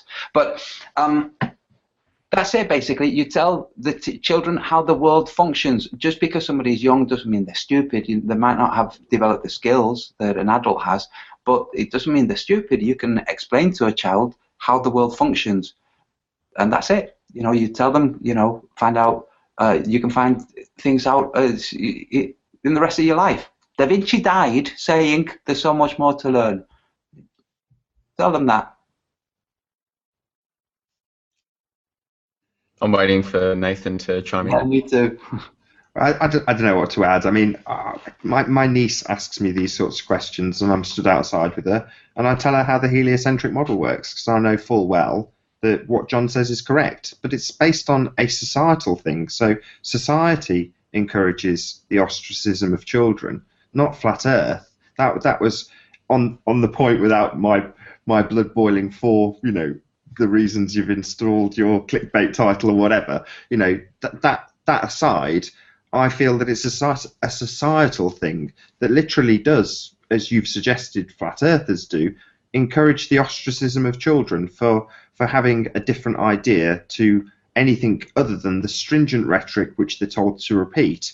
Now, knowing this, having that knowledge and understanding about how the education system works, tells me that there is no alternative. You have to make the child in what is currently the peak of our existence. I mean, this is a fundamental reason why I wanted this conversation with John, was because we live in what we could consider the peak of civilization, and the peak of civilized society is lies and deceit and nonsense and bullshit. That's outrageous, but it's still the society that we live in, and it's still structured in the way that it is. And in terms of educating children, they will be, as far as I'm concerned, in my belief system, if you want to call it that, lied to when they get into their school classroom. Well, knowing this, you can either let them be ostracized because that's how the structure is established, or tell them how they will be lied to. In other words, buy into the bullshit just so that they will survive on a societal level. Nobody wants their child ostracized, and they will be. Patricia highlighted this on her show. It does happen, and this is not because they're going to a flat earth cult or finding some relief from their ostracism that society pushes on them for having a belief in flat earth or anything else. You know, you could remove the flat earth element and use a religious aspect in a predominantly white school. Suddenly a random religious, what they would consider fundamental religious belief comes into their classroom, and it will be ridiculed just by the way society is structured. That's outrageous and disgusting, but what do you do when this is, according to what we are told, the peak of our civilized society? If you think of the people who are ostracized in times of war, the people who are ostracized are pacifists, and they don't have a peer group. But the people who stick by their ethics and they don't join the military, they have a problem right now in Israel where more people are just refusing to serve in the IDF. So being ostracized from a system that's a bit screwed is not such a bad thing. Now, you've mentioned a couple of times, and it is true, you know, the peak of our society, the peak of civilization. If we look closely at what we are, the peak of our civilization right now is discovering that we were lied to. That's the peak. It's not living in a world full of lies. We were living in a world full of lies in the 1980s. In the 1980s, everybody believed the media. There was no big conspiracy theories, maybe Bill Cooper, but nobody was hearing these people. Now we're in a world where we're seeing how things run. And that's the peak of our civilization right now. And it's growing, you know, whether it's from the flat earth or other conspiracies. People are looking at the world and thinking, do you know what? There's something not right here. It's not been right for a long time. I've discovered this, this, and this. I'm going to look to see what else is also false. So that's the peak right now. Another topic that John touched on, and I don't know how long we've been rolling for now, maybe a couple of hours, was some other hoaxes. And the Egyptian hoax was one that we are sold as being another peak of civilization. Maybe you can touch on that a little bit, John. Yeah, I can talk about Egypt if you like. I guess Egypt is a classic example of, I could sit here and tell the audience what I've found with my research, but it would almost be a pointless exercise. I just encourage them, if Egypt is a topic that they're interested in, if they think that there were pharaohs roaming around a couple thousand years ago and they had people, slaves or workers or whatever story you believe, build these pyramids, you know, with ropes made of vine or whatever they think they know about Egypt. They had massive I just whips. encourage them. Massive whips. Whatever they think Egypt was, I would just encourage them, if they're interested, just to go and look into what primary sources can you find about this story of Egypt. Go and look into images of the opening of King Tut's tomb. Ask yourself, if anybody other than the authorities gave you these images, would you believe them? Like, I think the method is more important than the ultimate, like anything that I've found using the method of skeptical inquiry. That's what I've found. But I would just encourage the people to go and do that themselves. Just go and look into what you can find. And I think this is a really interesting way to spend your time. I mean, a lot of people, I think when I was about 16 or 17, I read then the study that said that the average Australian watched like 2.5 hours of TV a day. Now, things have changed since then because everything's online now, so very few people sit there, especially sort of our age, and just sit there for 2 or 3 hours and watch a television, right? But still, based on what I hear from people when I'm working or I'm out there talking to people, I still imagine that most people are watching a couple of hours of what would otherwise be called TV a day, right? So this you might call their leisure time. But what if you just spend some of your leisure time just investigating the history that you've been given on television? To me, I think it's an interesting thing to do. It's a fascinating thing to do. And what's more, I'm happy to say right now that if you spend the time doing that, you'll find yourself no longer believing in a whole bunch of stories that you used to think were true. But like Nathan, to answer your question, like what do I think about Egypt? Well, I don't believe that thousands of years ago dudes built the pyramid or built the Sphinx. I just don't believe that stuff anymore. But the only reason I don't believe it is because I've gone and looked for their evidence that it's true. You get where I'm coming from? I had a question in my 20s. I read the Bible and decided, you know, if I want to have any kind of thing to say about religion or at least Christianity or Judaism, I'm going to read the Bible. And I did. And it wasn't until years later that somebody pointed out that there's no mention in the Bible of the pyramids. Now, when I was reading the Bible, I didn't think, hey, hold on, why aren't the pyramids mentioned here? I didn't. I was reading the stories and the events and whatnot. There's no mention of the pyramids in the Bible, and it's based, all of it, in that area. So how can that happen? Is it that they were so accustomed to the pyramids that they thought, don't bother mentioning it, you know, or what? There's no mention. There's no mention. In fact, there's no mention of aqueducts, you know. And well, I'm glad you're bringing the Bible, Antonio, because this was something I was hoping we would talk about, because I spoke about this with Russian Vids on my show like a week ago. Now, this is an area that I've been looking into for months and months and months, right? But it came up with Russian Vids because he seems to do a lot of interesting work on certain topics, but he still seems to believe that the Bible is true and it's 2,000 years old, right? And I thought, well, this would be a good opportunity to speak with someone who's been in this scene for a lot longer than me. Okay, he's more knowledgeable on certain topics than me. He has far more subscribers and views than I do. So this will be a great chance to speak to someone who is in this scene well above me, see what his evidence is. Is he actually being skeptical of the Bible as he is of everything else. And so we went through a couple of things, right? Like, say, the Codex Sinaiticus. Okay, if people look up the Codex Sinaiticus, the Book of Sinai, this is one of the most important texts that we have, one of the most important versions of the Bible that we have. And it's meant to be thousands of years old, but it was rediscovered in a monastery in Sinai near Egypt or something, like 150 years ago, right? But not only that, it was discovered by this guy who was sent there by the Tsar, and he found these monks who had these 2,000-year-old books, burning them for warmth. And he's like, stop burning those books, bro. There's Bibles in there. Look what I just found, a 2,000-year-old Bible, right? He brings it back to Russia. Of course, the Tsars get deposed, and then Stalin's in charge. Stalin's running out of money, so this is in the 1930s, so he sells this 2,000-year-old Bible to London, sells it to England.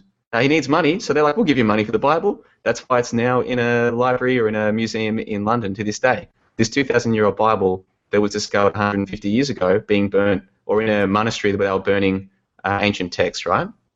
Now, when I discovered this story, I was like, well, that's very suspicious. Call me old-fashioned, but that seems like a little bit of a suspicious story. Do I really believe this story of a 2,000-year-old book in a monastery where they're just burning old books? Do I really believe that? Probably not. But that's not the only story of the Bible. So you look at other stories. So they've got the Codex Vatinicus. Oh, the Codex Vatinicus. Turns out there was this guy called Tischendorf. He was the one. Okay, well, just look up Tischendorf, Tischendorf. Again, I don't want to go too far into what I've found, but if people start looking at these stories, if people start looking at... Do go into it, because it's freaking fascinating, and it's giving lots of people tools to, pick up and run with data. Yeah, well, I mean, the thing is, if I sit here and say, oh, this Tischendorf guy got to see one of those books before he inspected the other, like, it makes more, people will get more from it if they just go through this process themselves of just look up the official story of the Bible, the oldest versions that we have, where did they come? Maybe, because what I do is I take notes, right? I write things down. Just write some of the key names down about one story. Then when you read the next story, see if the same names pop up. You might be interested to see that they do, right? So we've got these old books, 150 years old, from the Vatican or from the Mount Sinai. They're thousands of years old, but they were rediscovered 150 years ago, right? No problems. You ask people, why do you believe in the Bible? People like Russian vids, they'll say the Dead Sea Scrolls. You're like, oh, really, the Dead Sea Scrolls? I'm glad you brought that up. What do you know about the Dead Sea Scrolls? Here's a couple of dot points that I prepared for this show, right? Yeah. The Dead Sea Scrolls, found by shepherds in a cave in 1946 and 1947. Oh, really? Oh, interesting. That was in the West Bank, okay. They were put for sale in the Wall Street Journal in 1954. How about that? 2,000 years old history to the highest bidder in the Wall Street Journal in 1954. They're now almost all owned by Israel. Oh, that's interesting. Okay. These are the Dead Sea Scrolls. According to the Oxford Companion to Archaeology, it is a far older cross-section than available to scholars before the discovery of the Dead Sea Scrolls. Oh, okay, so this thing is it's an older cross-section of the text of the Bible than what was available before the 1940s and 50s. Oh, that's very interesting. Now, who's using special fangle-dangle technology to uncover what's written on these Dead Sea Scrolls? Well, it's NASA. Oh, what do you know about that? So now NASA are the ones who are using special technology to uncover what's written on these ancient manuscripts were discovered by a shepherd in a cave in the 1940s. Well, how about that? Now, you're going to have to forgive me if I don't necessarily believe that this face value story is true. Okay, it might be. That story might all be true, that for 2,000 years, these Dead Sea Scrolls lay just waiting for someone to uncover them, like in a movie, and that when they discovered them, they offered them for sale on the Wall Street Journal, and that NASA now, this $20 billion a year organization, can use special technology. That could all be true. Could all be true, okay? I don't know. If you believe it's true, that's fine, whatever, I don't care. But I don't believe it's true, you see? And then what gets me is that there are people, they talk about NASA relentlessly, about how you can't trust NASA, and they talk relentlessly about how you can't trust academia or history, but these people still push the Bible, and they'll even use the Bible to justify things like flat Earth. And so to me, there's lots of contradictions here. I see, and this is no disrespect to Russian Vids, who wasn't here to defend himself, or to old mate Rob Skiba, who was on the show yesterday. They're not here to defend themselves. I'm not attacking them directly, but I am saying to those of you out there listening to all of this, thinking for yourself, why is it that people can know so much about what they've been lied to, and yet they'll try and tell you the Bible is 2,000 years old? What's going on there? I don't know, but I know for sure that Joseph Smith found the Book of Mormon. Do you know about the Book of Mormon? Only from what I saw on South Park when I was about 15. Yeah. Yeah, that's definitely true, because there were some signatures that proved that it was true. And God told him where to dig for them. God himself, not a burning bush, not a voice. God, in person. The last Melchizedek in chat says that the Book of Enoch was amongst the Dead Sea Scrolls. Okay. Must be true if Melchizedek says it. Sorry, I didn't mean to laugh. But can you guys see where I'm going with this? It's like, how can people sit there and try and tell other people that they've got these truths that these other people should subscribe to, while at the same time pushing stories that okay, think about this. If anybody else tried to tell you that they had something that was 2,000 years old, the book of the Bible, that they stumbled upon, or someone they knew stumbled upon a shepherd in the 1940s, I reckon most people would say, well, maybe this guy's telling the truth, but I'm going to need some more evidence. I'm going to look into that myself a little bit further, right? But for some reason with the Bible, they don't seem to want to do that. And I do wonder why that is. I wonder what's going on. Eric DeBay, sorry, Antonio. Eric DeBay uses this as a justification against dinosaurs. So he says that you've got, is it paleontologists? Is that the right terminology? Yeah. Paleontologists digging for the bones, and shock horror they find them, whereas the Dead Sea Scrolls were stumbled upon, etc., etc., etc. In other words, discoveries are accidental, like the Dead Sea Scrolls, unlike dinosaur bones, which are found by the very people that should be looking for them and finding them. What a coincidence. Yeah. If I can just go back to the Bible, my biggest question mark with the Bible, not so much the Genesis, I see lots of it as just being people interpreting what was written before them, or what was believed to be the case. The Book of Job, who was that written by? Who knew that Lucifer went in for an audience with God? Was it this story that's in the Bible, which is supposed to be such an apocryphal tale?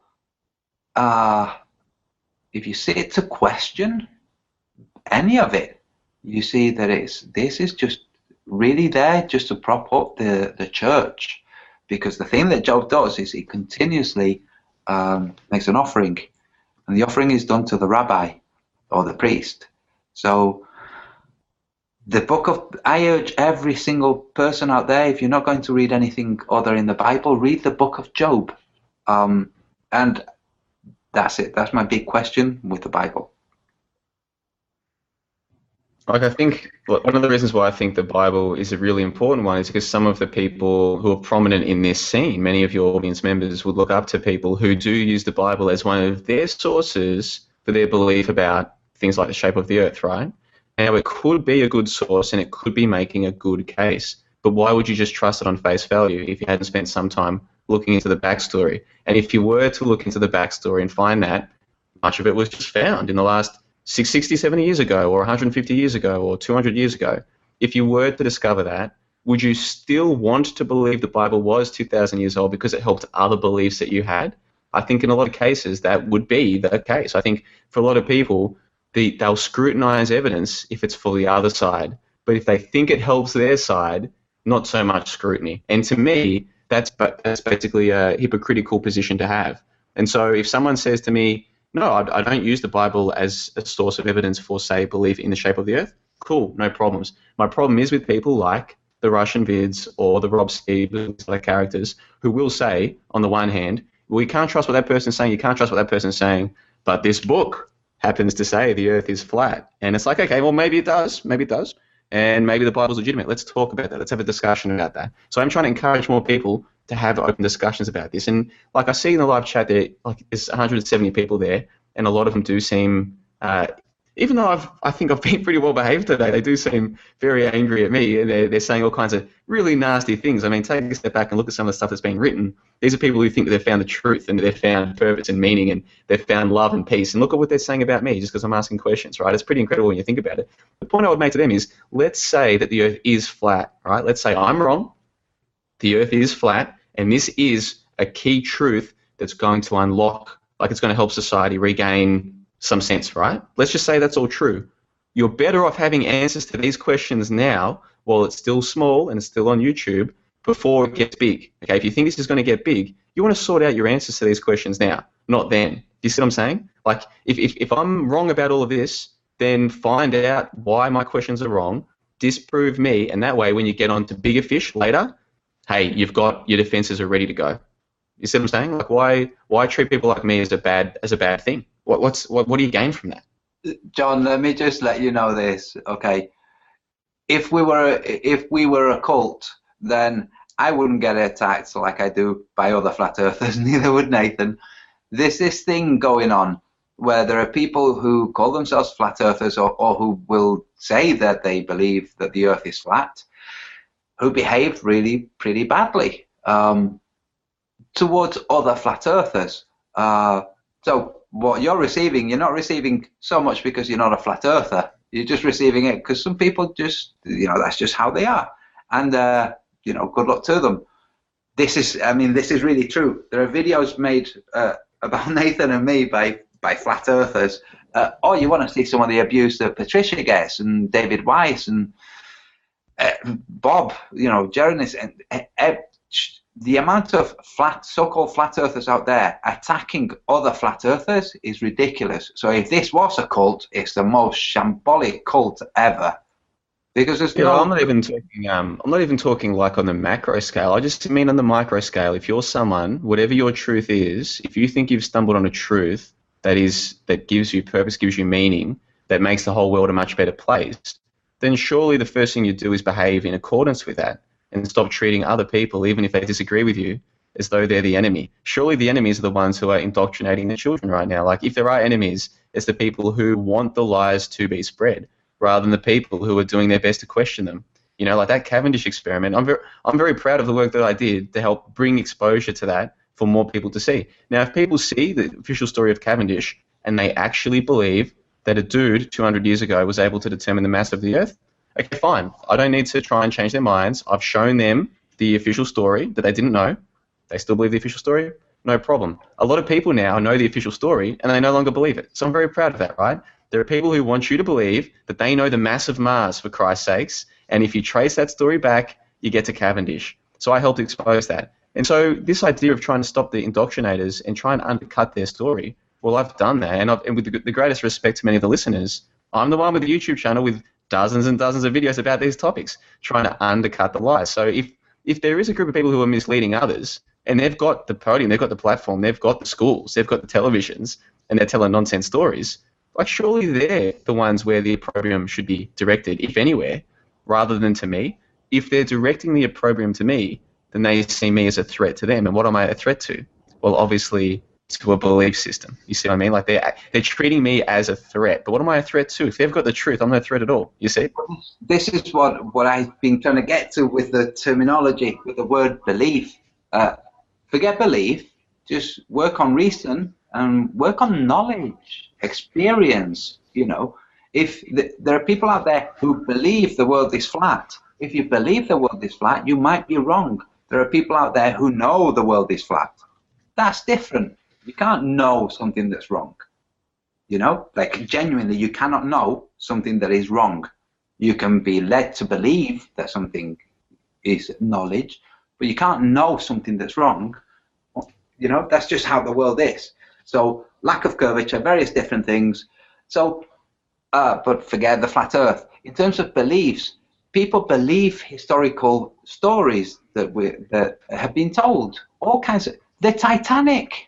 That's a really freaking cool one because it's right there. Submarines went down to look at the wreckage. Submarines saw that the word Titanic had fallen off. The two letters in the center had fallen off because they were freaking riveted on rather than edged into the metal. and underneath there was an M and a P, because the ship that went down was the Olympic, which had been, was a merchant ship. It had crashed God knows how many times, into reefs and whatnot, because it was so unwieldy. And this thing was freaking just, sent down to the bottom of the ocean. Now, if you look into this story, you'll find out that there were big inquiries into this, and all of it is public. Now, you can think, yeah, all of it could be planted. It's like, yeah, you can look at a conspiracy, and then if you want to be a little bit more delusional, look into a conspiracy of a conspiracy. But if you look at freaking records and you look at real things, you'll find that there was a guy nearby on a ship with 2,000 blankets just waiting, the captain. And in the inquest, the captain blamed himself for having arrived late because he went the wrong way. There were some fishermen sending off flares. He thought that was this, the predetermined signal was going to be flares. And he went that way. He arrived late and all these people drowned. But what's he doing loitering around in the ocean with 2,000 blankets or 4,000 blankets? Something ridiculous. There are real things out there that can be discovered, that can genuinely be discovered, like wreckages at the bottom of the sea. Now, nobody's gone and planted this. This is something real. Just like the World Trade Center really did fall down. Was it planes? Was it, directed energy weapons? The truth is, those buildings came down. And there are things we can look at the world where we have history telling us one thing and the real world telling us something else. So I urge people to go and find what the something else is and not believe the stories that are being told. But just going back to the point that you've both made, sorry, John, was about the direction of one's hatred. And ironically, this was something that you're echoing, Bob, or Xanadude 60 from Globebusters, and he said pretty much exactly the same thing in the chat about half an hour ago, which was that our attention should be directed towards the people who give us these preposterous and ridiculous and enormous lies. And it's not some dude, it's the powers that should not be. These are the people that should, have our full attention, not each other. So when you see the Flat Earth Vancouvers of the world telling people to send them dirt on Patricia, it's like, why are you wasting your time? What are you doing? Yeah. Can I say on that? Like, I don't know this Flat Earth Vancouver character, but when I had a debate with a guy called Jeff C, right? There's a guy called Jeff C. I call him Jeffrey, and he actually did run, whether he was meaning to or not, an online cult that was based around busting hoaxes, Sandy Hook, Boston bombings, etc. Right?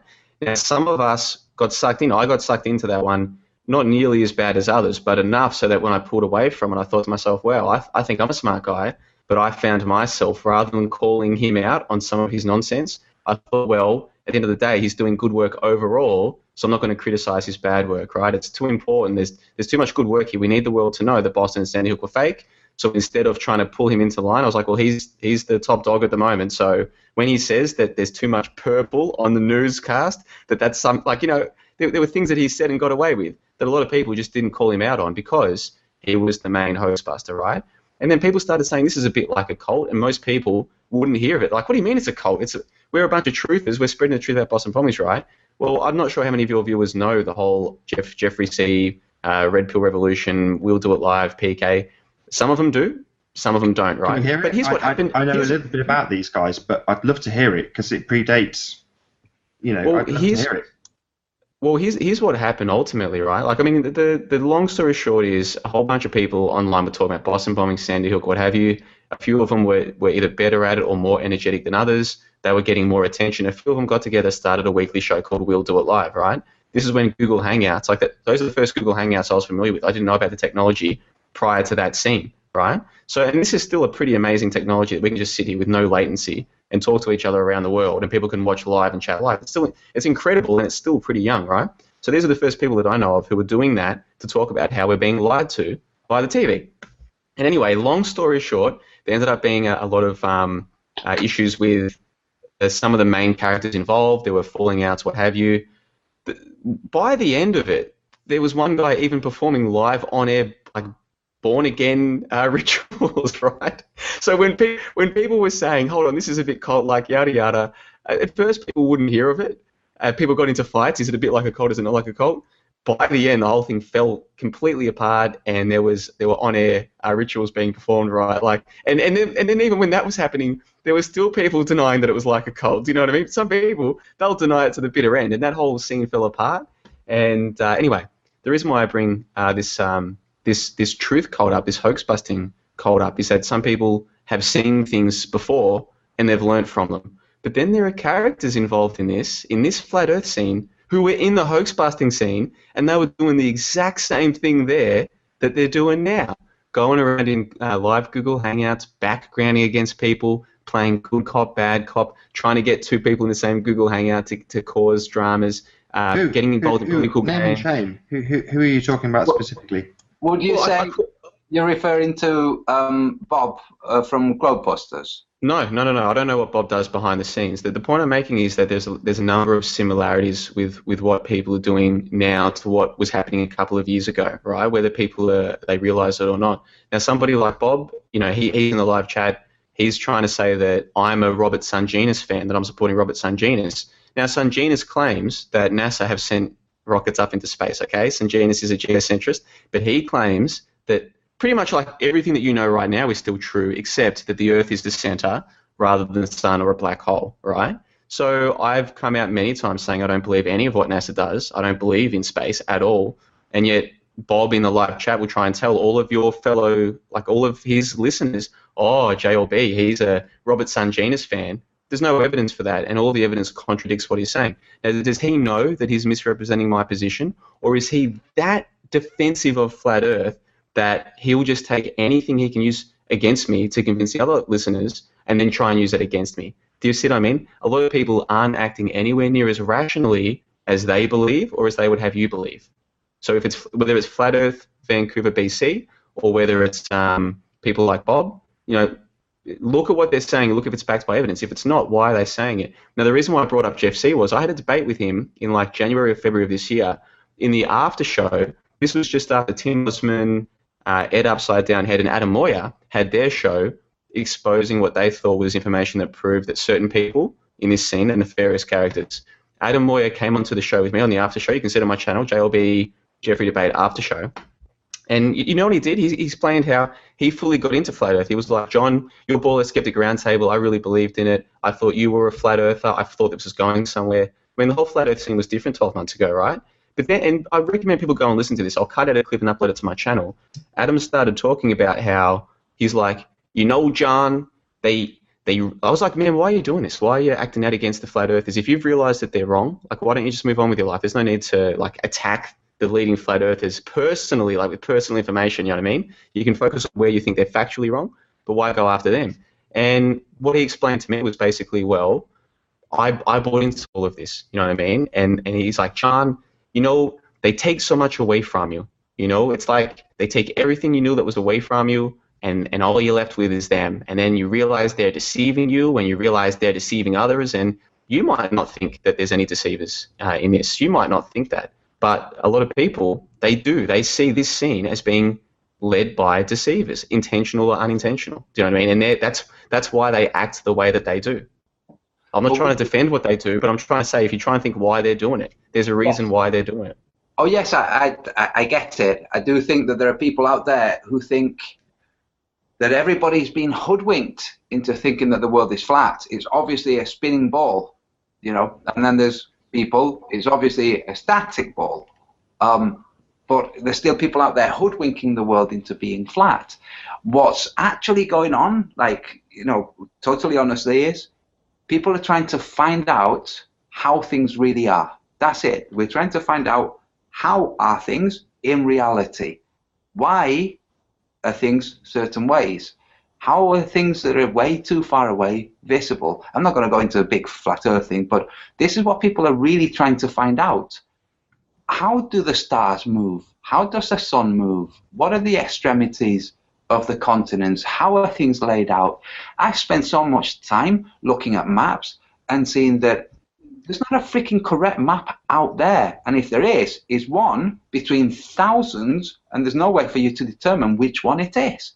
And it's like, hold on a second, how the hell are we living in a situation where we don't know the layout of freaking continents? of countries, not political borders, just freaking coastlines. Just look at Norway. Look at Norway. You've got the fjords. Yeah, fair enough. They're very complicated. Look at the area next to Murmansk, the rest of freaking Russia. What the hell's going on there? How come it's so very different between the maps? And we're not talking types of projection. We're talking freaking landmass shapes. What's going on? So this is what the flat earthers, that are genuine bona fide flat earthers who are looking with a synthetic orientation to problem solving and science, are looking at. They're saying, what the hell is wrong with this? How can we find out what really is the case? And there are people out there who say, oh no, these people who are really trying to find out how things are, all they're doing is they're trying to build a cult, so they're trying to build a following, they're trying to make money, they're trying to all kinds of stuff. It's like, no, it's people who are actually trying to determine how things are, like in reality.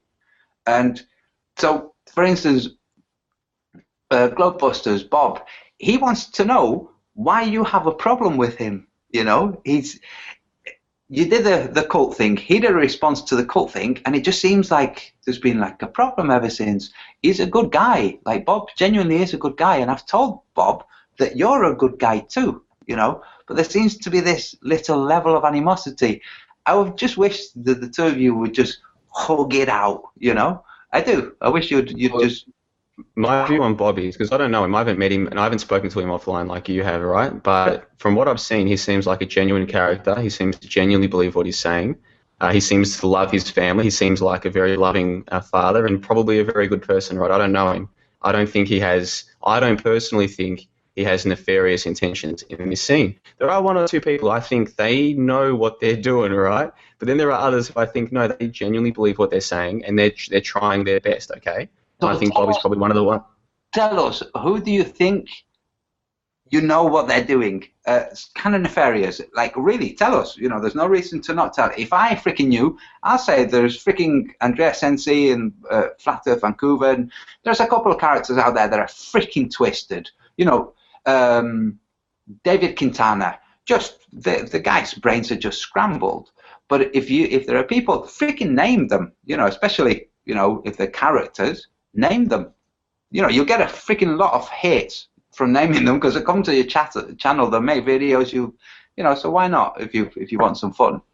Yeah, you could. Like, there are benefits to be had from getting involved in like the actual personal name calling. The thing is, even the people who I think are nefarious, I can't prove it to you, and I think there's a certain ethical standard that like we should probably try and hold ourselves to. Where there are some people out there who are convinced that I'm nefarious. Okay, maybe not so much now.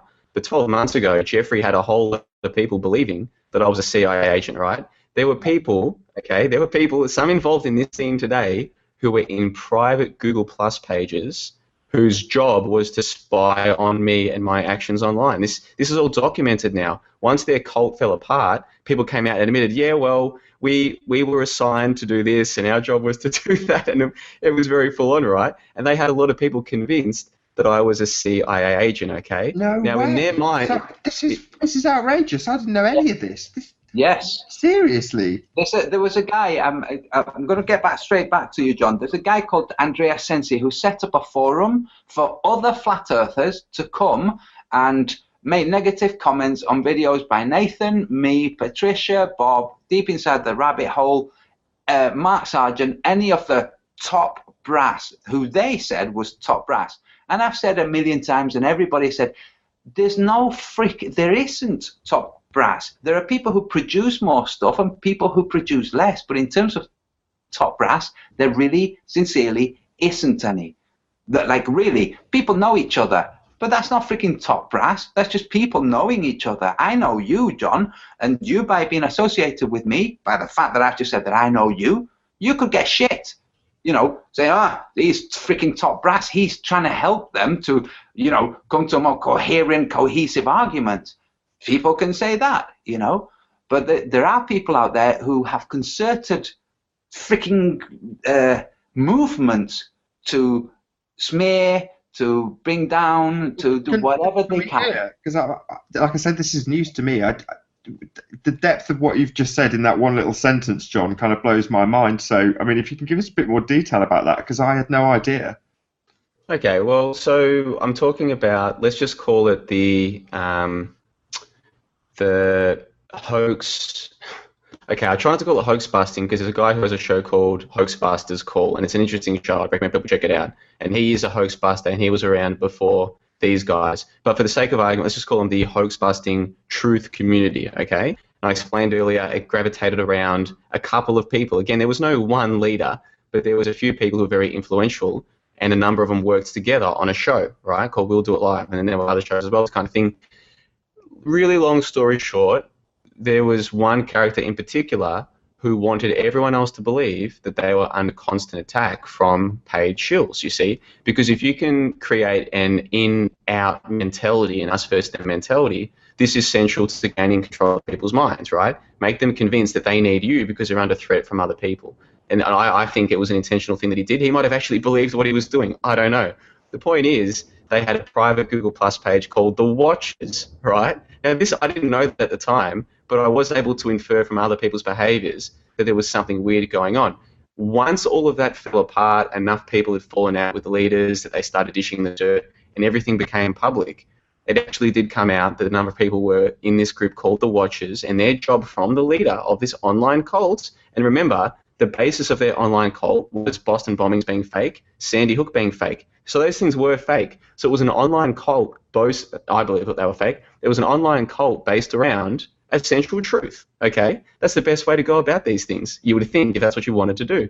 So it all came out that there were people involved in this online private group. They had jobs of watching and spying on the characters who were deemed to be paid shills to report back to the leader. This is all going on behind the scenes. Certain people going around starting private Google Hangouts. Their job was to sit and listen. Their job was to try and organize Google. Like, this was all done behind the scenes. And because of Google Hangout and Skype now, this can be done, and it has been done. So we had an impromptu chat number 4, maybe, I don't know, June last year. I'm not sure when it was, when we had myself, Patricia Steer, David Weiss, and there was 4 of us. Me, Matrix to Code, Patricia Steer and David Weiss had an impromptu chat, a live show. That was the first time that I'd spoken to Patricia, and I explained to her at the time, and back then it was more okay to question Flat Earth than it is now, okay? If you go back 12 months, it was more okay to question things back then than it is now for some reason.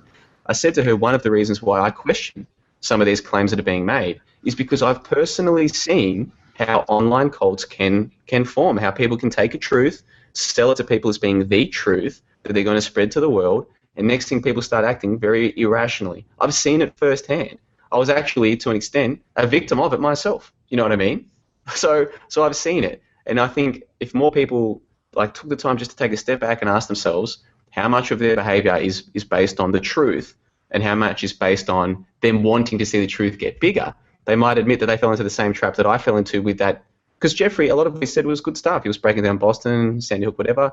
But he'd also say some weird stuff, like, all of the purple on a newscast. All of that was a direct attempt to program people in a certain way. And it's like, well, I don't believe that, but I'm not going to call him out on that because overall, he's one of the bigger names in a movement that I want to see get bigger. I really believed in that truth movement at the time. You see, I believed in it. I was very new to all of this.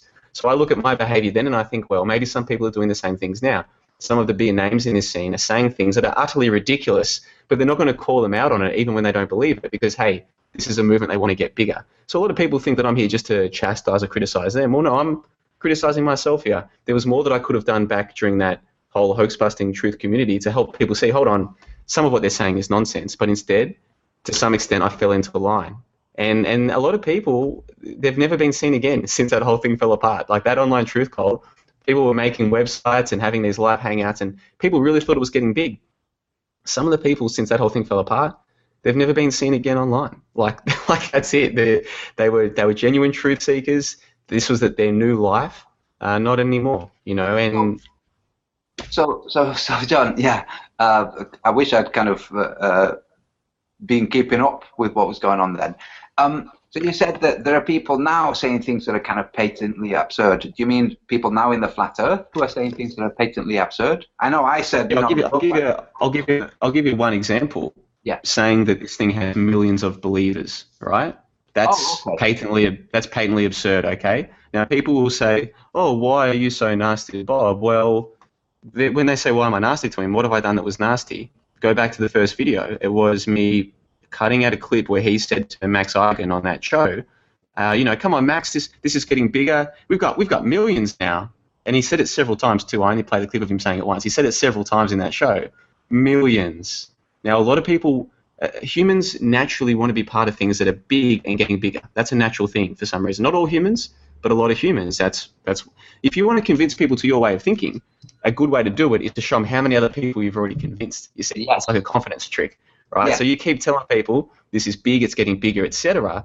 That's going to have an effect on the most vulnerable minds. So Bob says, "Oh, we've got millions." I cut out a clip, and all I do is I say, do you believe this? So you, the audience, whoever you are watching this video right now, let me show you a clip of what this gentleman said. Here's a clip of him saying it. Do you believe this? Now, the honest, sensible thing to do is to say, no, there's no evidence for that. And, Bob's a great guy. I love him. He's right about all these things. But on this particular issue, retract that, though, to be fair.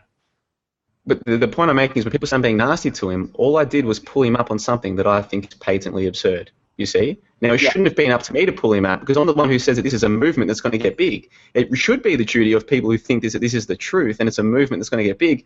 It should be the duty of them or of you to call each other out when you say things that are patently absurd. You've prompted one of those thoughts that I love.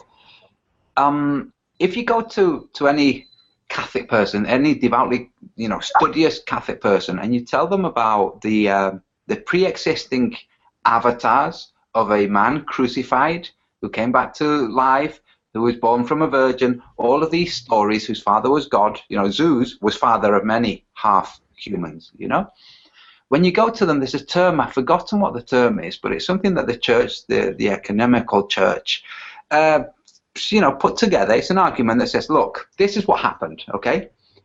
The devil knew that Jesus was going to come, be born of a virgin, be sacrificed, and these things. So what the devil did was he preempted that by creating these other historical characters who were not the offspring of Yahweh, the great Lord. They were the offspring of other things, okay, in order for us now to be confused, okay? Are you aware of this argument that the church has? John? I'm sorry, man. Like, my audio cut out. I missed half of that. I'm really sorry. So the church has an argument for when people... You've seen Zeitgeist, I take it. Like 2007, I think, the film with the 3 parts. Yep. Yes. So in it, he says, look, there are pre-existing avatars born from God, who were sired by God, born of a virgin, died on the 25th, were crucified, all of these things that predated Jesus or Christianity, okay? And what the church says is the devil did that. The devil went back in history. I mean, the devil knew what was going to happen in the future and preempted it by creating characters so that at the time after Jesus, people would look back and say, oh no, this happened before. It's an argument that they have, and they have a term for it. Are you familiar with this religious argument, which is the devil preempted this by creating in other cultures? Right. Well, this. No, I'm not really. To be honest, I'm not really that well au fait with a lot of what religion teaches. To be honest. Right. Yeah. So this is something that they have. It's a way of preempting. It's a way of responding to people who question the whole crucifixion, the dates, the story, okay, including the whole, blood and flesh and, bread and wine and Bacchus or Dionysus. Now, the reason I bring this up is, could it not be the case that the CIA or that organizations see the flat earth coming, they set up a truth movement around the Boston bombing and Sandy Hook, to pull in the minds that would be formidable if they were not convinced that the oncoming flat earth could be manipulated or be used as a cult. So minds like you, to make you think, oh, I've experienced this before. When I was with the Sandy Hook and that was co-opted. And now you look at the flat earth and you say, I see elements of co-opting, when really what you're seeing is errors of judgment, things said, and you're seeing your history, actual bona fide tactics back in the Sandy Hook days, and you're looking at them in the flat earth and you're seeing them when really the whole purpose for it in the Sandy Hook was to capture minds like yours. Well, anything's definitely possible. And so, is it possible that characters like Jeffrey were put there by another organization or what have you? It's definitely possible. When I talk about the similarities that I see between the behaviors of that online cult and then this flat Earth scene that we're in, I'm just talking about similarities in behavior, and they're not unique just to online groups either. Like at the moment, I'm reading. I mean, you guys, I hear you a lot, Antonio, talk about cognitive dissonance, right? And so you'd probably know that goes back to Leon Festinger. And Leon Festinger wrote this book, When Prophecy Fails, which was allegedly a study that they carried out into a doomsday cult, like a UFO doomsday cult, back in I think it was the 1950s, right? And so it's a book that details the infiltration of that cult to see how people behave when there are what they call disconfirmations, when their leader makes a prediction that doesn't come true, how do the members react, etc. And I almost finished that book, and then when I finished that, then I'm going to read the one that Festinger wrote a few years after that called Cognitive Dissonance, right? And so these are the kinds of studies that he allegedly performed or took part in to help come up with this theory of cognitive dissonance. Now, the story itself that's in When Prophecy Fails, I'm very skeptical of the story. It seems very hard to believe. But some of what they talk about in that book does seem very easy to believe because I've seen it. Like one of the ideas is that if people buy into an idea, a unique idea, a world-changing idea, then when there is a disconfirmation, there's going to be a cognitive dissonance in their mind between what they believe should happen and what actually happened. And so they start proselytizing, they start trying to convince other people more strongly to try and get rid of that dissonance, right? So if they've got two things in their brain, the worldview and then the evidence that doesn't fit, and they've got that discordance, they actually make this one stronger to get rid of it, if you can imagine it that way. Now that, whether Festinger's story is true or false, whether the hoax-busting truth Jeffrey scene was intentionally put there or just happened organically, whether this flat Earth thing happened intentionally or happened organically, it's not really too important when it comes to determining are some of the behaviours similar, and I think many of them are. Does that make sense? Yes. There are studies, psychological studies, I can't name them, I don't have the details to hand, but there are studies, the research that was done that became cognitive behavioral therapy was based on the studies on cognitive dissonance. You have the post-traumatic stress disorder where there will be triggers that have been so keyed into a personality that those triggers will follow a set of neural pathways that basically it's always the same response. And the cognitive dissonance in that case is how to have the same trigger but not have that response. So there's cognitive dissonance there where somebody says, look, it's safe, there's no helicopter shooting at us, okay, for instance. The reality doesn't mesh with their experience that they're having internally. Their experience is they're just about to be under assault. They're in Midtown New York, or, well, not New York, oops, somewhere really peaceful, okay? And something triggers the idea that they're just about to be under assault because the situation, the elements are similar to when they were under assault in a previous time. So cognitive behavioral therapy is a way of understanding how an idea that doesn't fit can be basically a good example that the thing that you're trying to fit it into, which is your experience, is wrong. I had cognitive behavioral therapy after a car accident, and whenever I was in a vehicle, when it stopped, I would tense up involuntarily, okay, because I was hit from behind. So I would tense up, and it happened every single time the vehicle I was in stopped.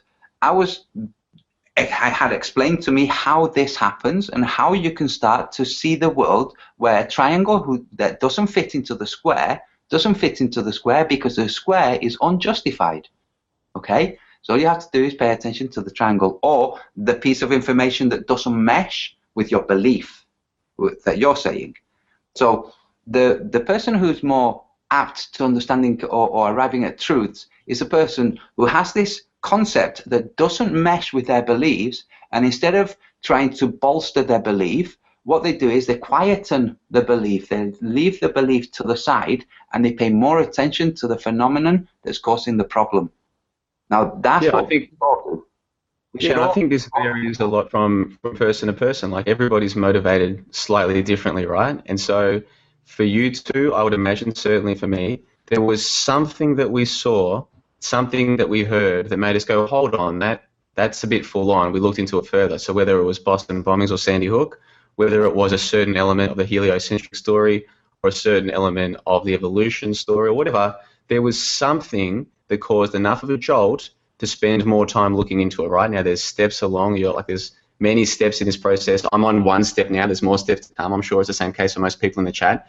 There's steps and steps and steps. But something has happened where people have said, actually, my previous understanding was completely wrong. And one of the things that George Orwell wrote about was this idea that, like, in order for the masses to become conscious, they have to rebel. And in order to rebel, they have to become conscious. And for me, one of the things that I sort of take from that is this idea of, well, if you go to school and you do relatively well, and you go to university and you get an okay degree and you get an okay job and you get an okay wife and you spend your money in a way that makes you happy, you've got a lot less reason to question everything that's going on than the person who was doing fine until they had a car accident and insurance didn't pay out, or until their mother was dying and the medicine seemed to make them worse, or until something happened, something that goes bad happens to them, right? Now, if you think about that, if that's an okay framework of looking at what's going on here, a lot of the people who are going to find themselves in this scene, they're not necessarily going to be successful in the way that the system tells us is success, because if you're successful the way the system tells us, you've got less reason to pause and question these things in the first place. Now, a lot of the people who aren't successful in this system that we've been given, they're people who maybe their social skills aren't as good as perhaps they might like, or perhaps their confidence isn't as nice as they might like, or perhaps they had an upbringing that had a number of other problems as well, or what have you. There might be more reason that it's harder for them to relate to others anyhow, you see? And so they're even more vulnerable when someone's offering them a social alternative. Like, here's a social group now that you can fit in with. And we come from a diverse group of backgrounds. All of us reject the system that in many ways rejects you. And our main common thing is we think Boston was fake, or we think that this other thing is true, or what have you. And I think there's a lot of people, they're probably more susceptible to it than they want to admit or they want to realize. And I use texts like 1984 as like a classic. There's far more going on in that book than most people seem to realize. And this is one of the things that I took from it, that there's always going to be, for whatever reason, there's going to be a small group who understand more than the next group, and then there's going to be another group who just don't care altogether, you see? And I think a lot of people right now, I mean, if I were to ask you and Nathan, and I know that we've got to sort of wrap the show up soon, so I'll try to get this on quick. If I was to ask you and Nathan, suppose somehow we put you two in charge, right? Like you two, and maybe there was a council of the flat earthers who were actually in charge of education and the media in this country. What would you want the schools and the televisions to be telling people? You know what I mean? Like if we put you in charge and somehow there was no way they could stop you, you get the airwaves, you get the schools, what would you want them to be telling the people? I would want... do you want to go first, Nathan? No, I don't have an answer. Okay. I'm gonna approach the question as it was intended. I'm not going to say I would find a group of consultants and let them deal with it. So, what would I have the mainstream announce? Is that the question? Well, okay, maybe I should premise the question with one of the things that Orwell talks about is this idea that you've got your top group of the pyramid and you've got a smaller group below them. So you've got the inner party, outer party, and then the proles, right, the masses, right? And one of the things that he argues was the people in the outer party will occasionally take over the inner party. They'll have a revolution, right? So they're always fighting the people who know what's going on, the people who know enough of what's going on to not like it. They're always jostling for position at the top. But the majority of people, the proles, they don't care either way. They're going to wash their clothes, hang up their clothes, go to work, drink their alcohol, forget the past, like really quickly. Speak to the average person on the street today. They don't even really remember what they were doing a few years ago. Seriously, it boggles the mind. You give me a year and I'll tell you where I was living, what I was doing, who I was hanging out with, right? To me, that's just, it's not hard to remember that stuff. And that's despite the fact that for the first half of my 20s, I used to consume way too much alcohol. I can still remember what I was doing each and every one of those years. Speak to the average person. Just speak to the average person and ask them about a certain time in their life. Their memories are terrible. That's another thing that Orwell writes about, right? The proles, what do they care? They don't even remember. That's why the people who run the show are able to change things so rapidly. Yeah. Like, so rapidly. When I was a child, it was still okay for people to not like the idea of their child becoming a homosexual. Like it wasn't, oh, you're a bad parent if you want your child to prefer the opposite gender, right? I'm only 28. Now they're teaching children in school, like there are some schools where they're trying to get rid of gender pronouns. So instead of he or she, they're like, you see what I'm saying? So they can change things in 20 years. Why? Because most of the proles, they don't even remember what was going on 20 years ago. They're moronic, whether they've been trained that way or programmed that way. They've got no idea what's going on. And so I wonder how many people who hate the people who run the show right now, they simply would want to be in that position teaching the proles their version of the truth. You see? Yeah. So I'll give you my answer. My answer is I wouldn't announce a thing. If I was running things, I would start a system for changing the things quietly, without too much discord, without too much disillusionment, without too much friction. But the honest truth is, if that was the position, I would quit immediately. If they said, okay, there you go, you've got an audience with the Queen and she's going to propel you, and I said, no thanks, I'm painting. That's the truth. I wouldn't want to be in that position. I don't think Nathan would. I think I wouldn't ask that. No. Because there's a notion that if you're going to have a large group of people, whether it's 1,000 or 10,000 or 1 million or 100 million or whatever the story is, there are going to be some people who want to be at the top, and there are going to be some people who know that one of the ways to stay at the top is to teach the masses nonsense stories. Become the authority. Like, think about that word, authority, author. You're the authority. You're the one writing the story. They're believing your story. You know what I mean? Yeah. Even the language that we're speaking in right now, English. Most people have no idea where that language came from.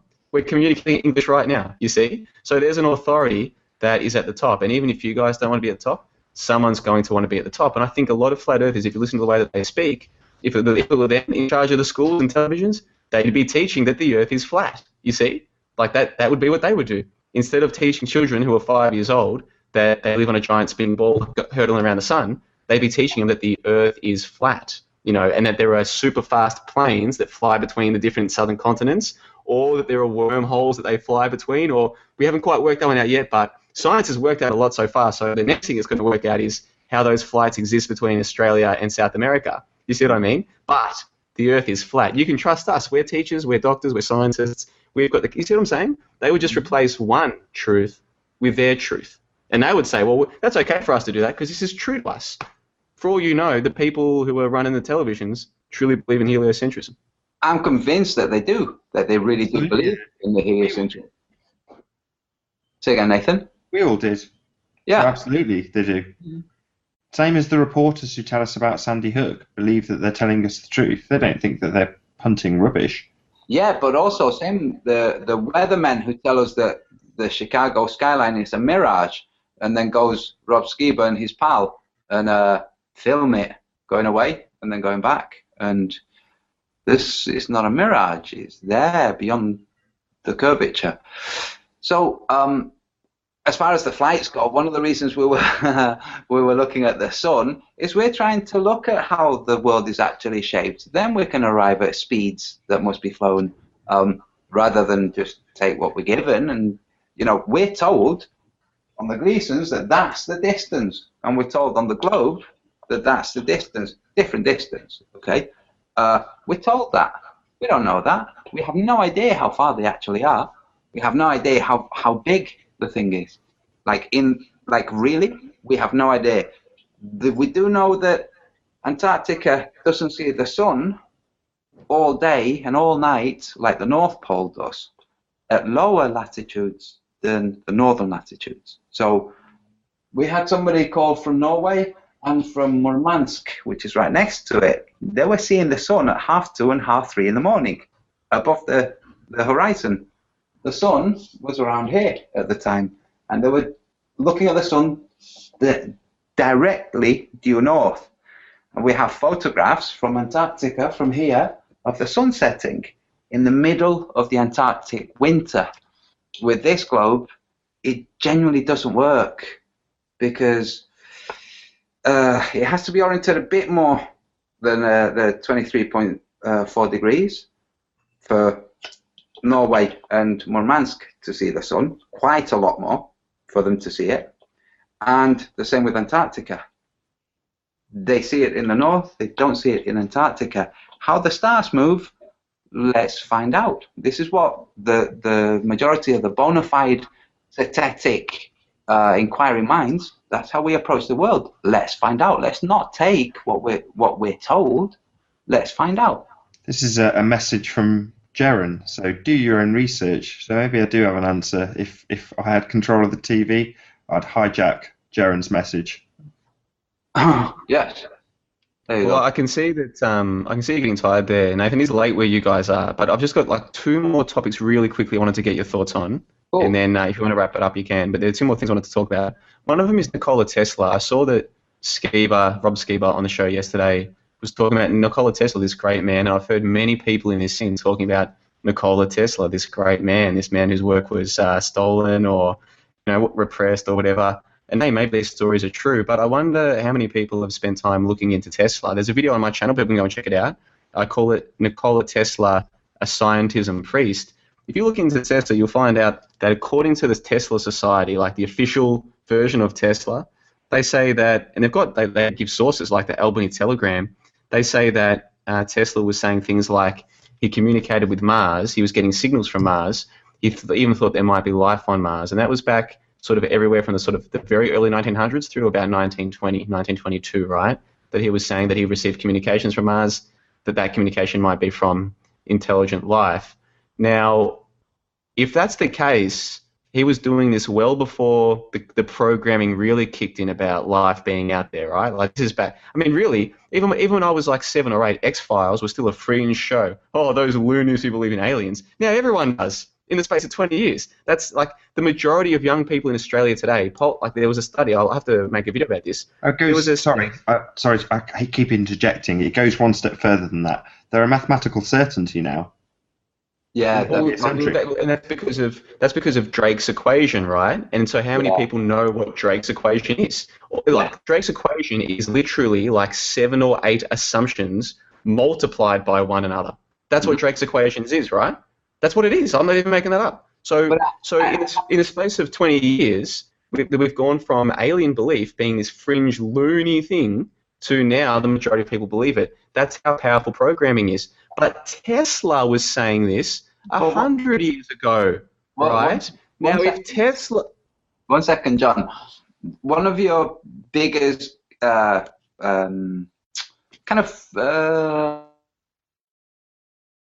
with which to study the world is skepticism. And you've gone to the Tesla Society, which is obviously not run by Tesla, and they say that he said, but you're not using the same inquiry mind, the same skeptical mind to see whether this is true or not. Did Tesla say this? I've read Tesla's Colorado Spring Journal. It's written in his handwriting. It takes a long time to see it, and it's scrolled. Some of it is really small, some of it's on the sides, loads of diagrams, loads of really convoluted things. It doesn't mention anything about Martians in it. It does mention, teleporting thoughts through modulating wavelengths and various different things, some really cool things. But it doesn't mention, in nothing that I've read, written by him or about him, does it mention him receiving messages from Mars. He did say that he received messages from the ether and that he received messages from the elsewhere. But Mars, I'd never read that. So I urge you, if you're looking into Nikola Tesla, to look at the FBI files. They're public now. You can do a search. You'll find the whole cache, and read them and see whether this is one individual. You'll see by the handwriting whether it's one individual or a series of individuals coalesced into one. And you're 28, and this is, I'm not going to say you're too young to know, but when I was 18, Tesla was not very well known. Like, really, right now everybody's heard of Tesla. Back then, no. There were very few people who knew about Tesla. We were not taught about Tesla at school. We're not taught about Tesla when we were doing electronics, when we were doing physics. We were not taught about Tesla. In fact, the only time that the word Tesla was used was when we were studying electromagnetism, because the electromagnetic unit is called a Tesla. other than that, nothing. We weren't told anything about ohms either, the resistance. So there are characters that aren't really talked about. And one of them is, well, they are now. Back then, he was literally written out of history. It wasn't history that brought him back. It was independent research that brought him back. And his records were sequestered by the FBI, that he was a real character that really was born in Serbia, that really did do these things.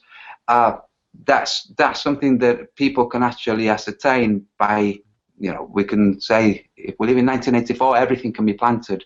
But there are things that are, I don't know, remote control, for instance, the origins of remote control. It goes back to Tesla, and it was written. It's too convoluted to say that he was a planted character, because Mark Twain wrote about him, and it's a big area. But I urge you to use your skeptical mind when you're looking into Tesla regarding stories about him.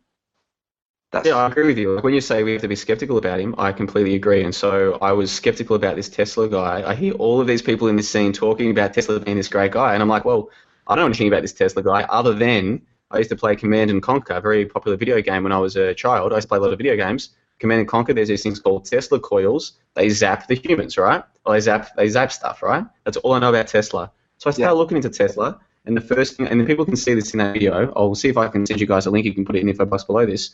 I find the Tesla Society, and they release a big document about Tesla, and they provide links for all of they provide sources for all of their quotes, right? So, like, let me read you out a quote that they say that this is from Tesla, right?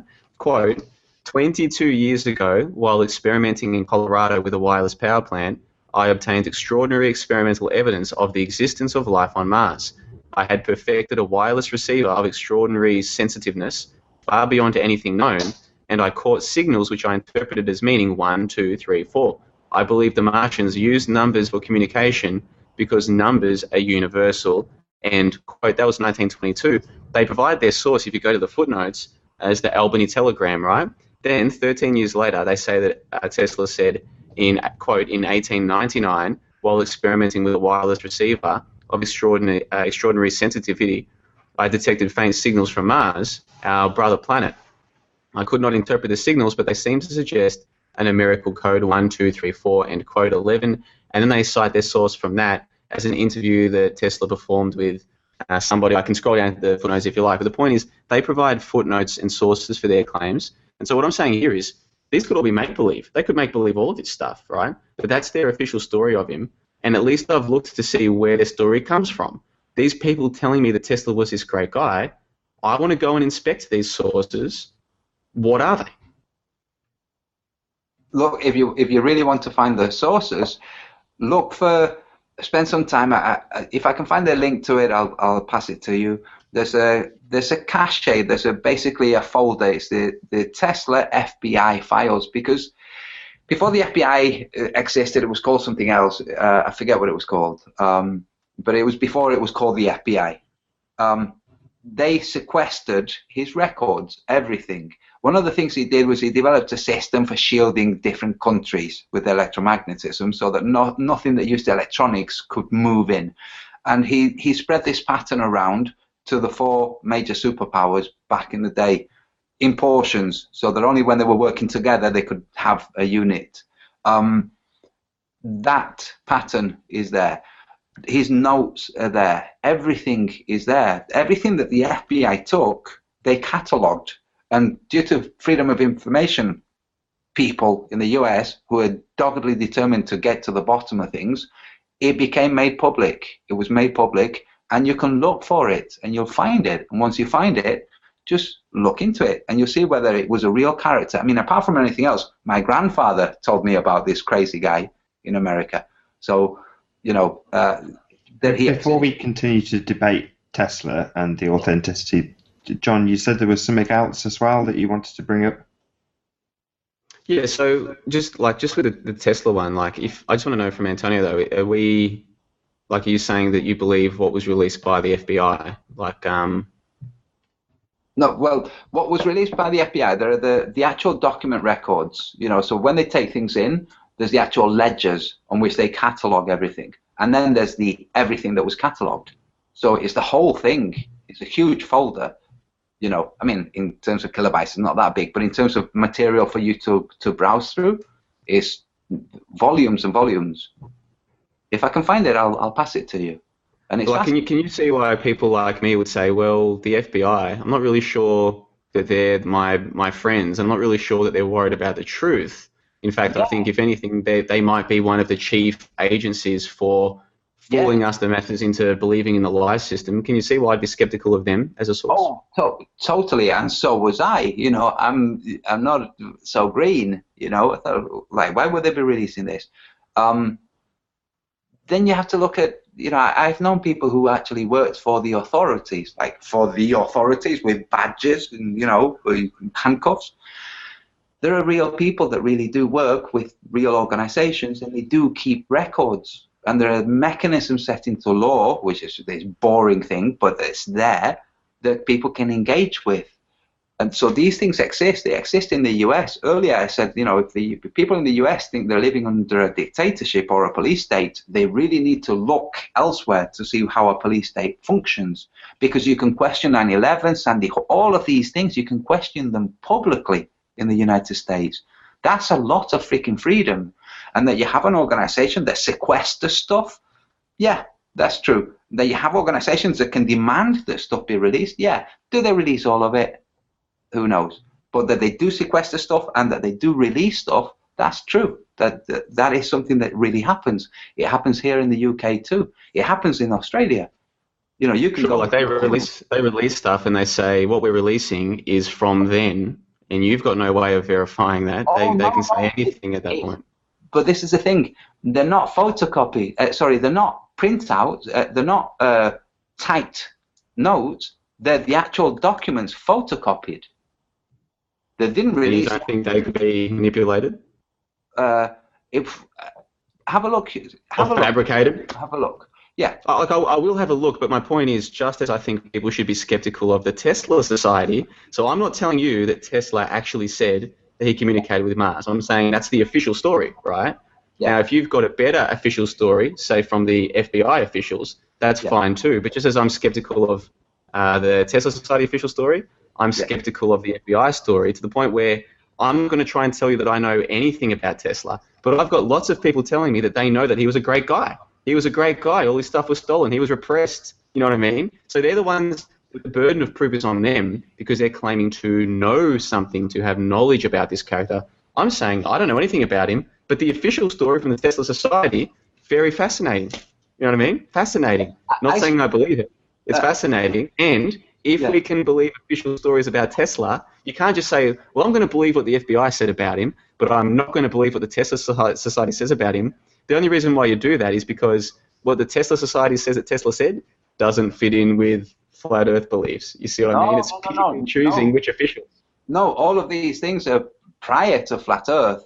I spent a while working for a video production company as a researcher. One of the things I was asked to research was everything I could find for a character called Gordon Bennett in the United States. He ran the New York Tribune.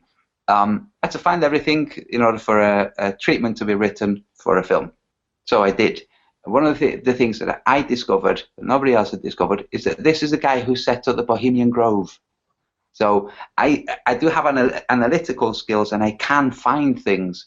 And when I'm saying to you about the FBI files, these are what the FBI released. There's all kinds of stuff that the FBI didn't take that was published earlier, you know, interviews, all kinds of things that he demonstrated, the patterns that are public.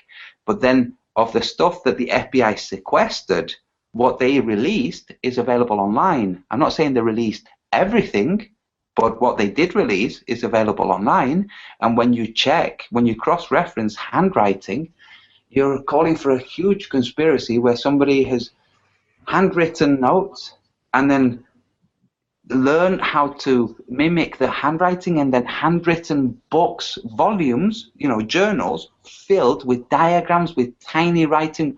All of it. This will go round in circles for eternity. Sorry, guys, I have to stop you eventually, because you will both make the same point again and again and again. Yeah. But it does raise one interesting question, which is primary sources. I mean, in terms of actual books that you guys have had your hands on, I mean, I asked this question to Jeremy. I think he said the oldest book he'd actually got hold of was about 500 years old. What about you two guys? In terms of the actual physical book, how old the physical book was? Yeah, no, not older than the 70s. Me. No? Yeah, not more than a few decades for me. Yeah. That I would know of. Like maybe I was at a library once and read a much older book than that, but it wouldn't be much older than that. Most of us, we're working off books that are relatively young, and that alone should raise some red flags for people, you would think. Yeah, but you had another point, John. You said you've got a couple of things you want to bring up. Yeah, well, just quickly, hanging out with AB last night and earlier today, like it dawned on me that me sitting here talking about how there are certain stories that most people take for granted that I don't accept anymore. I don't think if you look into them, you're going to accept them.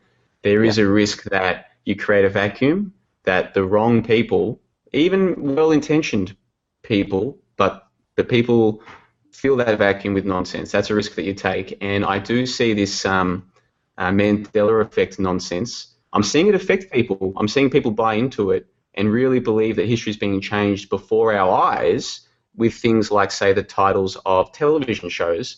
And people who 6 months ago would have said, like if you said to me, oh, it used to be Sex in the City and now it's Sex and the City, I'd be like, well, nobody who I respect in this scene would push such nonsense. Now I'm starting to see people push this, and I'm thinking to myself, you weren't always this dumb, and now you're trying to tell me that Sex and the City used to be Sex in the City. And that's just one example of many. And I see this Mandela effect, whether it's an organic thing or it's inorganic, it's not really so important. I think it's been predictively programmed into a lot of people alongside a lot of heliocentric programming and science fiction. So this is a notion that we have definitely been predictively programmed with, as far as I'm concerned. Yeah, the Mandela effect, when you think about it, what the Mandela effect, if you said earlier, what does it serve? When you look at something and you say, what does this serve? Okay, so what does the Mandela effect serve? It serves the simulation hypothesis. That's what the Mandela effect serves. Simulation hypothesis or simulation theory. They call it simulation theory, so it sounds a little bit more formidable, because a hypothesis is a bit more wishy-washy. Okay? The whole idea that everything could be just a computer game and we could all be avatars being played by ourselves or our spirits or some other frigging thing, or some of us could be non-player characters. This is a psychotic thought. It's basically the skeptical argument with a psychotic spin on it, because you have people in psychiatric wards who think that other human beings are not real human beings. They are just a character being played. Okay, there are certain things that psychotic, the person who's called psychotic, there are a range of things that are manifested in lots of different people who are psychotic, a number of things. There'll be lots of individual things, but usually a messiah complex, persecution, auditory effects, certain ideas about the world and how the world works. So these things... Just because I want to wrap the show up pretty soon, yeah. Could I get from both of you your most comical Mandela example that anybody's given you? Comical? Yeah, so I was at a train station a couple of weeks ago, and there's a gentleman who I met, like I've met him in real life, I know him, I've been at Christmas events that he's been at, and he's a lovely fellow. And I know that he's following the flat earth scene pretty closely. Like the last Christmas event that we caught up at, we had a chat about it, and it was all very interesting anyhow. I saw him at a train station a couple of weeks ago, and I was like, hey, man, I won't say his name. I was like, hey, man, how are you? Oh, yeah, good, man. I'm like, are you still following the flat earth scene? And he's like, I'm sort of paraphrasing here, but he's like, yeah, but that's not the interesting thing anymore. And I'm like, well, what is? And he goes, have you heard of this Mandela effect? And I was like, yeah, I've heard of it. What's your take on this Mandela effect? And he starts saying to me, oh, it's definitely going on. And I'm like, have you got some examples? I'll give you the examples he gave me. Coca-Cola. And I'm like, I haven't even heard that one yet. Like this, I honestly don't know. Tell me. And he's like, he goes, when I was younger, it was Pepsi Cola. He gave another example, cola, Coca-Cola. Now, Coca-Cola. And I was like, oh no, oh no. Like, I won't say his name. Let's pretend his name was Gaza. I'm like, Gaza, no, man, you're better than this. Like, this, please. Then, Sex in the City. Sex in the City. Now it's Sex and the City. All right? Now, because we live in such a perverse society, there are little children watching shows like Sex and the City when they're young. Sadly, I was one of them. When I was like 10, 12 years old, I was hearing about things that I shouldn't have been hearing about, especially not from that show and from the producers of that show, right?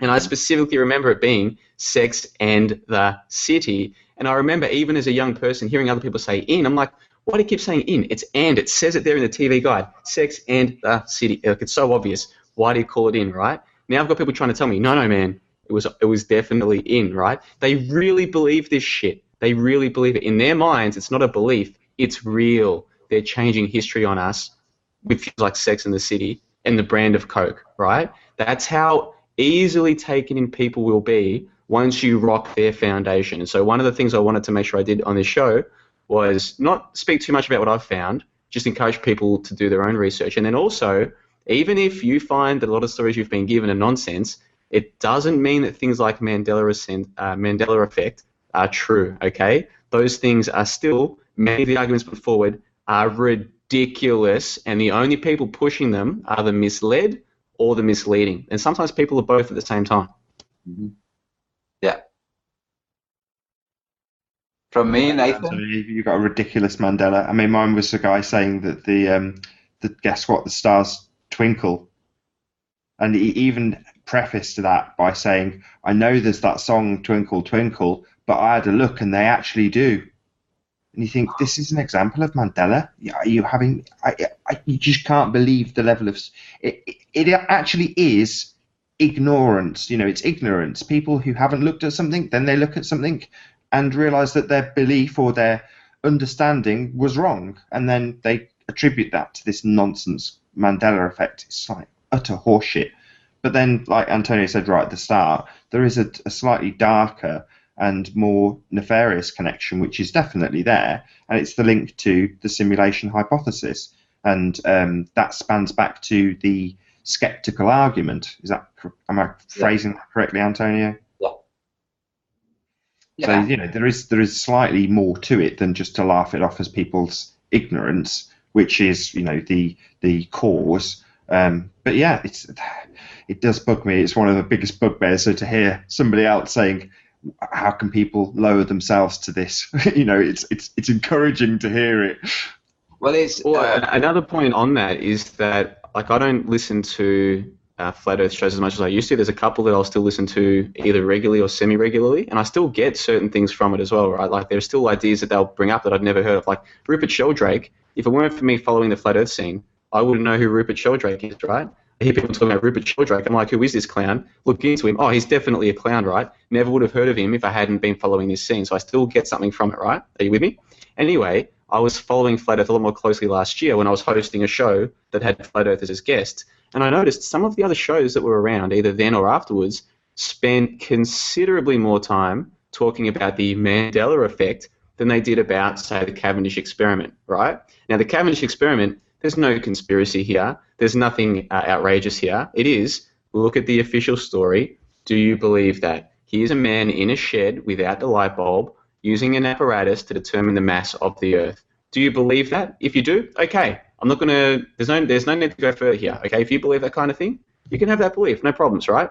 Easy. No conspiracy, no outrageous things, just here's the story. Do you believe it? You do, you don't? Great, right? That makes a lot more sense to talk about than the Mandela effect, where they're changing history somehow, like they've got a magic switch where they can you see what I'm saying? It's utterly ridiculous. Like, if you want to talk about one because it's kind of interesting, no problems, man. We've all got interesting ideas. But the idea that people are trying to tell you that they've got a movement that's going to change the world, and they're talking about ridiculous shit significantly more than they're talking about things that are true according to the official story, makes no sense to me. Well, this is one of the things that I've mentioned this before. One of the things that happens is you see people's true colours pretty quickly. It's just something that I've experienced. Nathan's experienced. Lots of people have experienced it. People come in. People appear. say stuff, oh, very good, carry on, and then start saying stuff that you think, what the hell are you talking about? And the way they behave with others, you think, oh, this is a bit odd. And eventually their true colours come out. There's somebody, I won't mention names, but this happens, okay? People come, they push one way, and then they start to bring in other elements. And because we're all conspiratorial minded, we're all always on the lookout for being infiltrated with bullshit. And, I've spotted a couple of people. Nathan spotted the same. So if we go back to the whole Mandela effect, the hypothesis, the simulation hypothesis, the skeptical argument, if you go back in time, I'm not talking in a Mandela effect type way. I mean, really, if you go back in time, you have the Matrix. The Matrix took the skeptical argument, which is a philosophical argument. That's all it is. It's an argument. It's called the skeptical argument because it's a good way of demonstrating how strong your evidence has to be in order for it to have any weight. Okay, so you have the skeptical argument. Everything could be just a dream. Yeah. Okay. That's basic. That's the crux of it. That's the most elemental sense. Everything could be a dream. You have that turned into the Matrix. Everything could be a computer-generated program with real organic human beings being used as batteries, with brainwaves being sent to them to perceive life and existence so that it don't just die.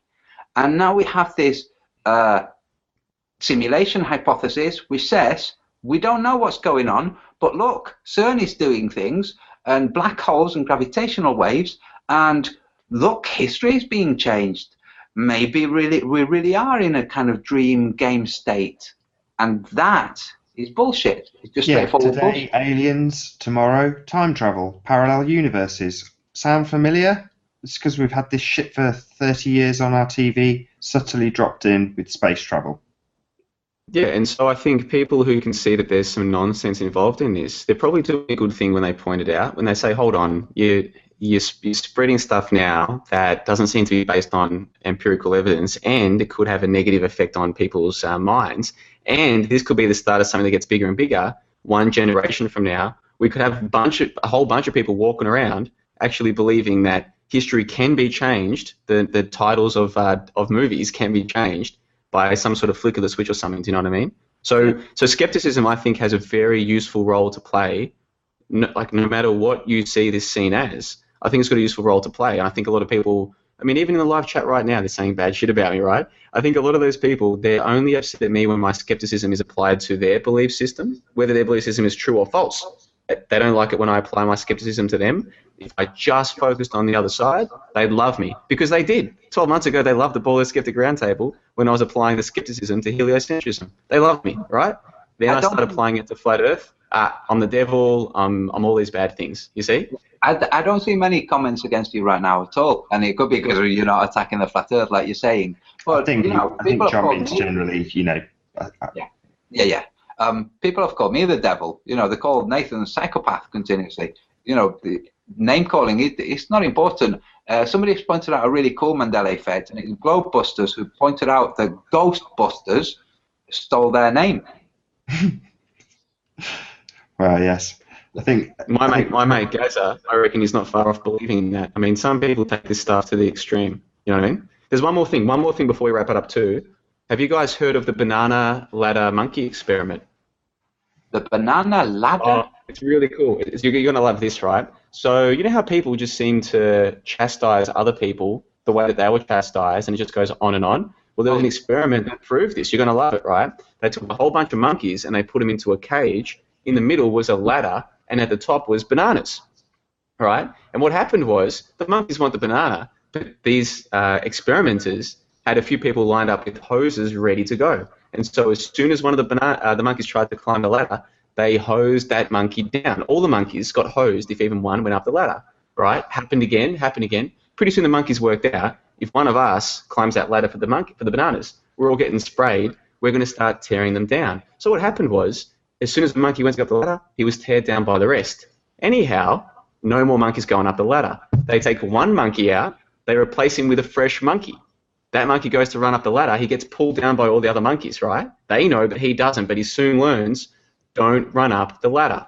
You see? Don't do it. He soon learns that. So what they're able to do is slowly remove the original monkeys and then replace them one by one with new monkeys who've never been sprayed. And yet, the cultural practice continues. No one goes up the ladder to the point where you've literally got no monkeys in that cage that have ever been sprayed, but no one's going up that ladder. Fascinating story, isn't it? Yeah. I heard that story from a lady named Laurie Ferrari. Now, she seems like a nice lady. I've got nothing against her. She, of course, runs that show, Flat Earth Conspiracy or what have you. I heard her talk about that probably best part of a year ago now on her show, and I was like, I know that story is bullshit. That study never happened. And the reason I know that is because one of my mates here in Brisbane, who I met at university, who's not into the scene at all, tried to tell me that same story as justification for some other nonsense a couple of years ago. And I was like, really? That seems like a cool story, but I'm going to double check it. Because if it's true, that's a great story to use. Because we all know that people just behave the way they're trained to behave. We all know that, right? So if you can use scientific studies, especially with monkeys that kind of seem like us, that's perfect, right? But I'm not going to use that story to prove a point until I've double-checked it. So I'm like, I can't lose here. I go and double-check the story. My mate's true. I get to use that story now when I try and convince others. Or my mate's wrong, and I'll get to tell him, mate, that story, it's not legitimate. Turns out it's not even close to legitimate. It's a completely fake story. When you trace it back, it goes to some self-help guru from like the 1970s who was like a secondary source, didn't provide a primary source. The experiment never happened, and the closest experiment you can find to it happening is nothing like that. It's a bullshit story, okay? So I made a video where I didn't even reference Laurie Ferrari specifically. I just made a video saying, have you heard of the banana ladder monkey experiment, right? Then I explained bit by bit when you trace the story back, it's bullshit. Now, Laurie Ferrari, and then I left a comment on her channel saying, hey, Laurie, I've made a video, didn't specifically reference you, but the monkey banana ladder experiment story might not be based on the truth that you think it is. And her response was basically, oh, yeah, it's just a fable, it's just a useful fable, and that was it. And I'm like, well, hold on, you've told a whole bunch of people this story, people being people, they're going to go out and repeat this story. If you knew it wasn't true, you should have said that. And if you didn't know it wasn't true, then own up to it now, fess up to it, you see. Now, again, this isn't me having a go at Laurie Ferrari. Like I said, she seems like a lovely lady. If she was in Brisbane, I would take her out to coffee and say, here's Brisbane, let me show you my city. Like, I've got nothing against her. But I use this story of an example of how, one, we love to use stories to make our point. Very few people double-check those stories. And then when you prove that the story is bullshit, very few people come and say, thank you for stopping me from spreading bullshit there, Jono. If it weren't for you, I'd still be spreading bullshit. They get angry about it, or they pretend it never happened and moved on. So there's not many things that come from being the kind of person to double-check stories, okay? And really, what am I doing? That monkey banana ladder experiment story, people love that story. I'm sure when I was telling that story right now, a moment ago, when people who hadn't heard it before, they would have loved hearing it. Like, what a great story. You're taking away people's ways of relating to the world around them. And being a skeptic doesn't get many thanks these days, I'll tell you. Yeah, but it's easy to check things. Universities have university archives, and all their published papers are available. So all you have to do is find the study, find the actual study. It will tell you, what department conducted it, who was in charge of the study. It will tell you all the details. You can then read the study, If you don't find the study, it's because it didn't happen. I'll tell you something that was interesting when I was checking the background of somebody. Mark Zuckerberg, his mother's a psychiatrist, but she's not registered as a psychiatrist in the US. So where is she a psychiatrist? She's not in the register. I can't find her. So what kind of psychiatrist is not registered as a psychiatrist? Interesting, huh? Don't get me started on psychiatry. Like, that's one of the biggest fields of quackery you'll ever find. I mean, how many people have looked into the Diagnostics and Statistics Manual, the DSM? It's up to like its 5th edition now. Just go and look at the 4th edition or the 3rd edition. Look at the changes between the editions. Psychiatry is absolute quackery. Yes. Don't even get me started. Definitely. You're sounding like people out there still believe that if you take medicines, it changes the chemicals in your brain, right? Like, oh, they've got depression. There's a chemical that's missing from their brain. So give them put this thing in their mouth, it goes into their body, and their body puts it in their brain, and it makes them better. Problem is, that was debunked officially more than 10 years ago. But there are still people who believe it to this day. So you can debunk something. Even the official authorities can admit that something's been debunked, but people will still hold on to those beliefs. If it helps them to understand the world around them, or if they think it helps them to understand the world around them, they'll still hold on to that explanation even when it's been debunked. Whether it's monkeys pulling other monkeys off a ladder to stop them from getting sprayed by a hose, taking a pill to change the chemicals in their brain, whatever stories they have to help them understand or think they understand the world around them, there's a very good chance they're going to hold on to those stories and attack anyone. I mean, I don't bring up psychiatry now around people who I know who are on medications. And most people are these days. You'd be amazed how many people in Australia either are on antidepressants or have been. It's an epidemic going on right now, right? So I've got to be very careful when I talk about these things. If I'm in a room and I know that someone either has or previously been on medications, I don't say that psychiatry is quackery, because if you say to them, no, dude, like, this isn't my story, they officially admit it, that they can't prove there's a chemical change in the brain, but they've admitted it. I've been attacked for that, you see? You get attacked by, and I think a lot of it comes down to what we were saying earlier about people are insecure. Like, ultimately, people get most offended when they're insecure about something. So if you're standing there confidently saying, I've actually looked into psychiatry, I've read books on the topic, the DSM, I understand the changes that it's gone through over the last 20, 30, 40 years, right? Well, they don't like that at all, because you're taking away the stories. They were told that there was something wrong with them that was fixable. The bad feelings they have about the world, we can that's not your fault. That's just a chemical imbalance. We can fix that. Here's a pill. We're going to fix it for you, right? You're taking that away from them. You see? People don't like that one bit. Just look at the live chat for evidence. Yeah. I tell you what I find very interesting, the number of doctors, MDs, who are coming out against vaccinations. So there's not so many coming out against psychiatry right now, but against vaccination, there's a large number. I read this. I used to look into some dark stuff. In terms of the professions and the numbers of suicides, in the medical profession, it's psychiatrists that have the highest count of suicides. Why is that? Are they finding out that they're just pushing stuff that's bullshit? Are they listening to drama stories all day and they're getting driven down? What's the situation? But that's the situation. There are all kinds of dark studies that are conducted, legitimate studies that are really freaking dark out there, and you can find them if you want. Before we round out, I got one chuckle out of the chat room, and it was right at the very end, just before we round out, and it was I've very deliberately refrained from asking JLB any questions from the chat at all, but there was one that made me laugh, so I thought I'll ask you just before we round out, John. So they lie Ohio says, are you upside down right now? All right, so do I look upside down? And I know what they're getting at, right? Look, I should have, if I had more time, I would have uploaded that chat that I had with Sean Hufford and Reds Rhetoric and the rest of them. These are full-blown scientism believers, okay? Full-blown. They really believe it. They're completely on board with heliocentrism, evolution, dinosaurs, the whole lot, right? They're just as vociferous in their beliefs as the people in the live chat are right now about their beliefs, okay? Like, I know they see each other as, no, we're right and no, we're right, but their behaviors are remarkably similar, okay? And in that live hangout that I had with them, I said to them, look, if you want to know what I believe about where we live, I'm happy to tell you. Here's what it is. The map is not the terrain, okay? So like if I give you, suppose I live in Queensland, right? Someone gives me a map of Queensland. The map is not the terrain, okay? But if I can use that map to know that if I go in this direction, I'm going to get here. Or if I go in that direction, I'm going to get there.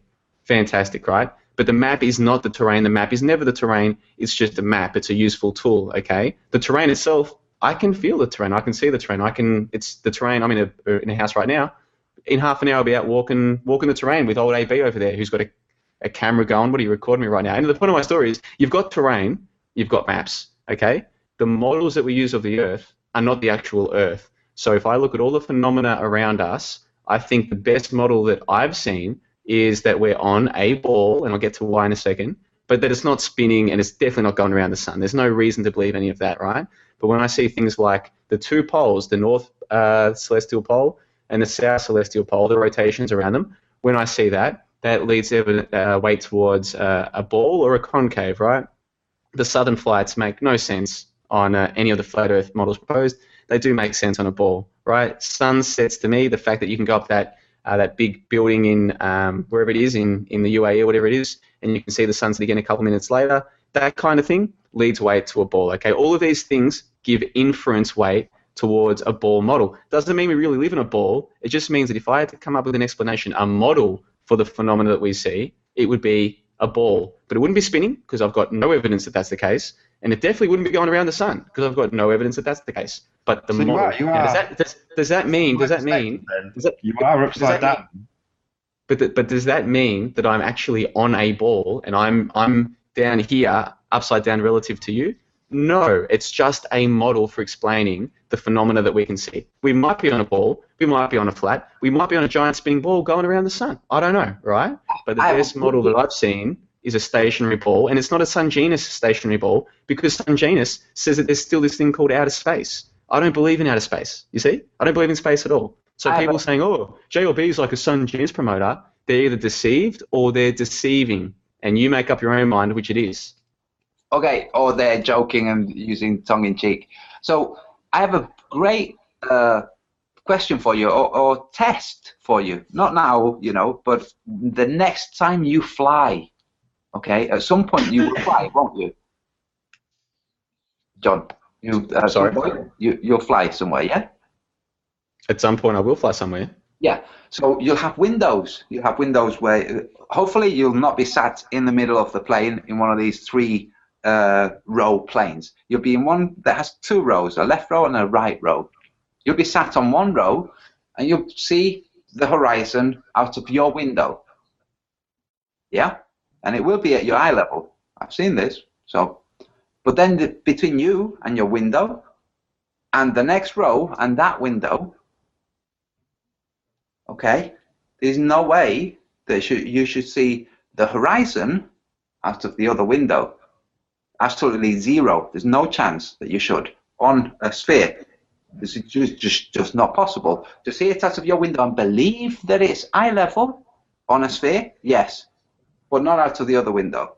But when you see it out of your window and when you're checking, you know, you're on your own and you're looking like this and you're hoping that nobody's looking at you. You're looking at, okay, I can see it out of this window right here, and I can see it out of that window right there. Okay. That doesn't work on a globe. It really doesn't. And the whole concave Earth, because light bends, like, okay, does light travel straight? This is my question for concave Earthers. Light bends. Okay. First, what's making it bend? Oh, electromagnetism. Okay. Could that electromagnetism not be counteracted upon by equal magnetism from the Earth or from the sky or whatever? But if you say that light bends, then there's a question, does light also travel straight? You know? Well, it sounds to me like you want a second round, an Antonio versus JLB round 2 is what it sounds like. Thank God you said that, JLB.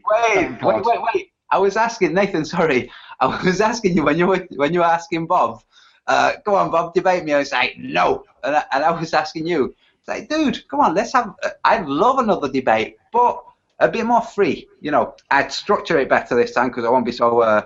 But I'd love another debate on the shape, not on can this be proven or not. You know, you bring yours, I bring mine, put each and see what people think.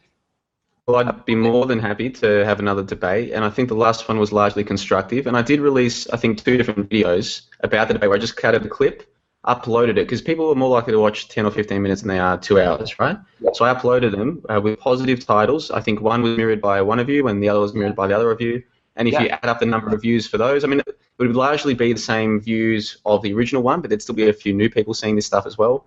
And I thought lots of good came out of it. So I personally am glad that we did the first debate. I'd be more than happy to do a second one. The only point that I was making that live chat with Bob was that Bob is now the one who, and I'm not trying to get into the personalities of this, but Bob is somebody who is misrepresenting what I say to people. He's attacking me in the live chat. At least the videos that I've made of him, I've simply used his words. I've said, this is what he said. Do you believe it? Do you know what I mean? At least I'm letting him speak.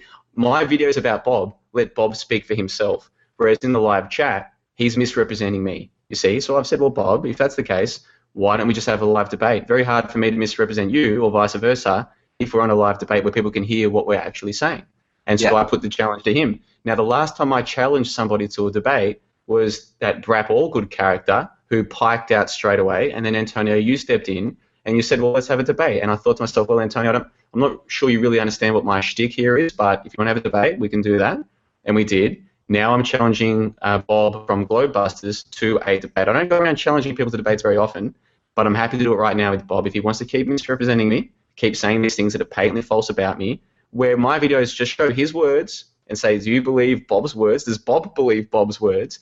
If this is the path he wants to go down, let's just have a debate. Now, I'd prefer to have a debate with Bob next. I think he's the current #1 contender. But if he won't, then it looks like it's me and Antonio round 2, hosted here on Nathan Oakley. Nathan Oakley as ref. What say you? I say yes. Well, I say Bob is echoing your sentiments. I mean, I must admit, throughout the night, Bob's been in the chat, and he'll say something, and you'll echo it. So, and vice versa, you know, it's one of those things that in many ways I think you have the same feelings. You're misrepresenting what each other says, you're attacking each other in the comments. You know, I think you both have exactly the same feelings towards each other, which I shouldn't be chuckling, but it is kind of comical. Hand on heart, I hope it's Bob versus JLB rather than an Antonio versus JLB second round, which, no offense to you guys, you know, I think we've been there, done that, and bought the t-shirt. No, it will be better, because the other one was a little bit, there seemed to be at first some animosity, and it's not warranted. We don't need animosity. I've seen all kinds of debates where people are, you know, you don't need animosity in a debate. That's what I was going to round out the show by saying, actually, Antonio. It's a very good point. To all those people who are angry or annoyed at John, specifically at John Le Bon sat there, you've got to ask yourself the question, why? Why are you so angry with this one dude? And secondly, all the world's a stage. Every man plays his part, and JLB is playing his part as well. Is there any last points that you guys want to round out the show with? Yes, I want to give kudos to John, because what he said about tightening your argument before presenting it to a wider audience, yeah, this is why I wanted to debate you, because I saw that that's what you were doing. I don't think you're doing it like to help the flat Earth, but I don't think you're doing it to break or destroy or hinder. I think you're doing it because it's a justified position. You know, you're justified in saying, dude, some of the stuff you say is like, yeah, might be okay. It's not entirely persuasive. Make it entirely persuasive. So yeah, I give you kudos for that. Thanks, man. Well, look, my final thoughts, I'll try and be quick, because my final thoughts usually take 5 minutes, and it's like 3 o'clock where you guys are, so I'll be as quick as I can. A couple of things, just rounding out the story. We were talking earlier about the land before time. We were talking about dinosaurs, right? These images that children get that they relate to, that they believe. The Land Before Time and another film, like if I had to ask you, one of the biggest films that have influenced people's beliefs about dinosaurs, you'd probably say Jurassic Park would be up there, right? The Land Before Time and Jurassic Park, there's a name that's behind both of those. It's Steven Spielberg. Now, we didn't spend much time today talking about the Holocaust, but there's a documentary that had a huge effect on people's understandings of that event as well, and it was called The Last Days. Okay, now I strongly recommend anybody who's interested in this kind of thing to look up a film called Spielberg's Hoax, Last Days of the Big Lie. You see, Steven Spielberg won an Academy Award for The Last Days, and yet you can use his own video footage from the Shoah Foundation of the actors that he used in that documentary, telling one story before the film, telling a very different story during the film, and this is meant to be a documentary that was so good that it won an Academy Award, even when it was revealed that the stories that were told in that documentary about the Holocaust were fabricated. There's no Academy Award taken away from Spielberg. Most people to this day would have no idea that this film exposing him even exists. Okay. Now, if you look into Spielberg, he's behind a lot of stories that people take to be true. There's a reason for all of this. And so I strongly encourage people just to start with Spielberg's Hoax, Last Days of the Big Lie, and then just work your way from there. What I'll do is I'll give you guys a link so you can put it in the info box. People can go and check it out. It's on YouTube, right? It's not the best resolution, but it's 2 hours that if you haven't spent watching that documentary, it's either because you haven't heard of it before, and this will be a great thing for you, or you've heard of it, and it's just not as interesting to you as other things, and that's fair enough. But for the people who are interested in this stuff, Spielberg's Hoax, Last Days of the Big Lie, it will change things for you. It changed things for me. And then from there, you can sort of take it wherever you want it. As for me, johnlebon.com, I finally built my website, johnlebon.com. Go and check it out. Whether you agree with me or you disagree with me, I ask questions, I let you answer the questions, I respond to your answers. And I think in the 2 years that I've been here, we've uncovered a lot. We've gotten through a lot, and I'm only just warming up. So I'm very excited to be here. I'm very excited that I've got people like Nathan and Antonio who are happy to at least entertain what I have to say. And I think it takes a lot of courage of Nathan in particular to host a show with me on the show, look at some of the comments that were left on his promo for this show, and look at some of the comments that he's received during this chat just for talking to me, right? And I think if Flat Earth is true, and this is going to go big, if what you guys are onto is a real winner, you're going to need people like Nathan who are willing to listen to people who don't agree with him and are willing to entertain their thoughts, because without that, you get groupthink, and you'll end up like Jeffrey and his Boston Hoaxathon truth scene, and it won't be good for anybody. So a big thanks to you, Nathan, for inviting me on the show and having me on the show, and thanks to you as well, Antonio. And I guess we'll await the next move from Bob, and if Bob wants to vacate #1 contender, then it's round 2. And hey, we'll set it a month ahead. I'll get into my healthy eating and thinking regime, and we'll do it all over again. And this clarity is, I mean, from watching the chat, Bob's position, as far as I can tell, I hope he doesn't mind me paraphrasing what he said, is that because you won't settle on a firm model for yourself, he won't debate you. That's his stance from what I've read in the chat. Then, Nathan and exclusive. Bob agrees with debate, and we said enough. I will come and not only challenge his beliefs, say, well, you agree with that in previous debates. I'll let him forward my own model so we can see. Then we can just go through once whose model seems to actually know that we can follow my model times we debate it. But it's kind of pretty I don't think just anybody. They're the ones that are and obviously the strategic finish, right? Wait. We can't hear you, John. John, we lost 90% of that. You went into what was coming through was robotic speech. We couldn't actually hear. Can you test now? Yeah. No. No, I don't think so. No. It's all gone pear-shaped. John, you couldn't make it up. Yeah, John, drop and rejoin. We'll wait for you. Hold on. Can you hear me now? No, Robot. it's all gone wrong. Really? Drop? Yeah, cool. Yeah, we'll think talk amongst ourselves so we can actually have a proper farewell from JLB. Yeah, I don't know if the chat agrees. We should hang on just to see what he's got to say. Yes, I think he's saying he's happy to put his model, his idea up in a debate with Bob. I think that's what I caught, but we'll see. Yeah, I think so. I'm pretty sure he said that he was happy to commit to some sort of model. That's what I got through that garbled nonsense. Especially having stipulated that the map is not the terrain, which is true. The map is not the terrain. It's only a representation of various aspects of the terrain. You know, obviously, the road is not 2 millimeters wide. It's 5 meters wide. Obviously, the map is not the terrain. Yeah, I mean, JLB, I don't know if you listened to his after debate show that he held, but in that show he was saying that he was surprised by the amount of things that you and he actually had in common, as opposed to things that you had that were in complete opposition. And I think that's something that hopefully Bob, aside from debates and entertaining though they are, I hope Bob sees the same thing. There is a comment that was definitely echoed by both of them throughout the evening. Sorry to paraphrase you, Bob, looking at the comments, which was that we should unite against the powers that should not be. These are the people that are our not enemy, that's possibly the wrong word, but certainly we've mentioned him before, so why not? Flat Earth Vancouver, Glenn, is not my enemy, far from it. And he feels that people like Patricia are his enemy, and there's a whole group of people that have these feelings towards other people who are in the quote-unquote flat earth movement, the potato crew, and it's complete nonsense. We should direct our attention to people who have genuinely deceived us.